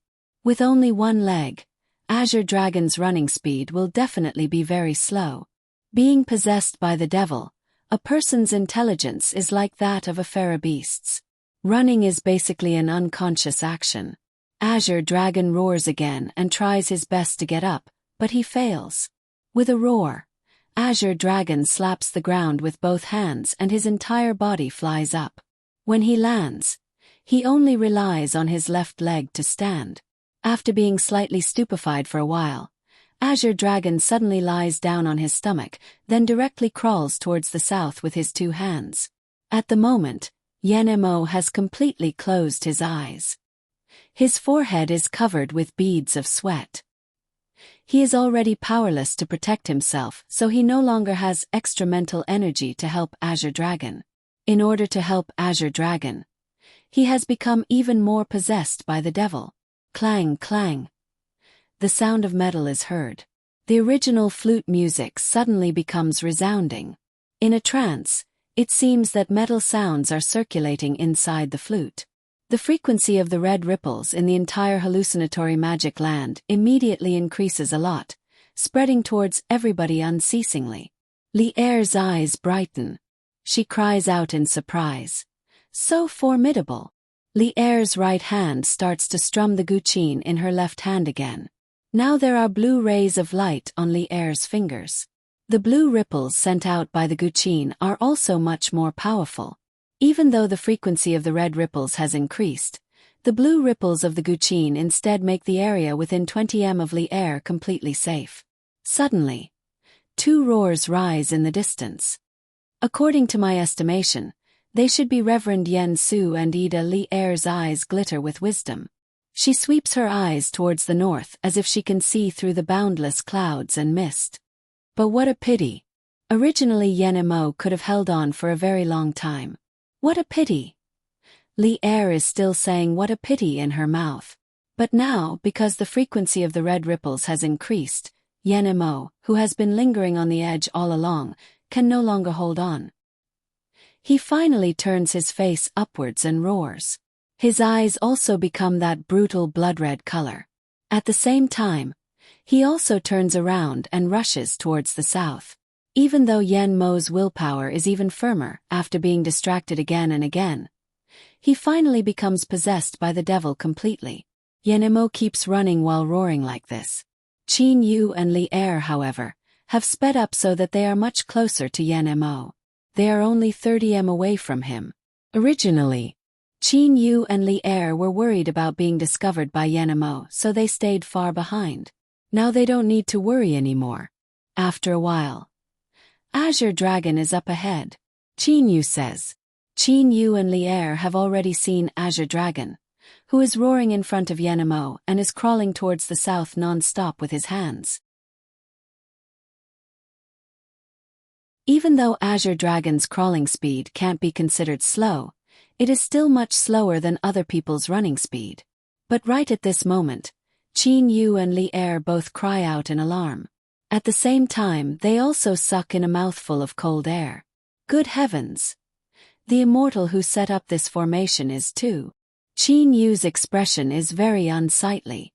At this moment, Qin Yu has discovered that about several tens of m ahead of Yen-Mo and Azure Dragon is a dark red round lake. The dark red liquid in this round lake is something like magma. The dark red, viscous liquid is rolling unceasingly and bubbles appear on its surface one after another. Within a radius of 100 m, even Qin Yu can feel that the temperature is terrifyingly high. Obviously, this dark red viscous liquid is definitely not ordinary magma. Azure Dragon and Yen-Mo roar even more excitedly. As if they have seen something exciting, they run towards that round lake just like that. Ding! Following a soft sound, the originally extremely resounding flute music unexpectedly disappears all of a sudden. Pooh! Azure Dragon's and Yen-Mo's bodies tremble. They stand still at their original places, then turn their faces upwards and spit out a mouthful of blood more than 1 m high. Immediately afterwards, their entire bodies become exhausted. At the moment, Qin Yu and Li-Er also see Reverend Yen Su and Ida, who are several tens of m behind them. Because the resounding flute music suddenly disappears, the two of them also turn their faces upwards and spit out a large mouthful of blood at the same time. To be exact, it is far more than a mouthful of blood. Just by looking at the 1 m high spurt of blood that looks like a fountain, it is easy to imagine how much blood they have spurted out. This immortal Anai Yang has really gone too far. He set up this hallucinatory magic land, only to test whether the mental fortitude of the people entering the Nine Swords Immortal Mansion has reached a certain level. Even so, when it ends, the flute music should have stopped gently. But he stopped it at the most resounding part like he did. These demonized people must have been seriously injured. Their internal organs have all been severely shaken. Perhaps even those loose immortals and loose devils won't have it easy. Lier says reproachfully. Qin Yu also understands that immortal Enai Yang's intention. This immortal is really temperamental. He's not like ordinary Xiaxianists who pretend to learn Taoism. Qin Yu says with an indifferent smile. However, at this moment, Qin Yu and the others only feel dizzy for a while. When their heads become clear, the boundless clouds and mist around them have unexpectedly disappeared. Azure Dragon, Yen Mo, Reverend Yen Su and Ida all look gloomy. Azure Dragon and Yen Mo are even covered with blood all over. The faces of the black-haired old man and the 3 yellow-clad men of the Blue Dragon Temple are also very pale. However, the loose immortals and loose devils slightly adjust their breaths and return to normal. There is no doubt about the power of the loose immortals and loose devils. At the moment, the lucky survivors are unexpectedly all together. Just now Azure Dragon and the others all ran to the south near that round lake, but in a while they gather together again. It must be said that this immortal Enai Yang's magic power is really outstanding. Thank you.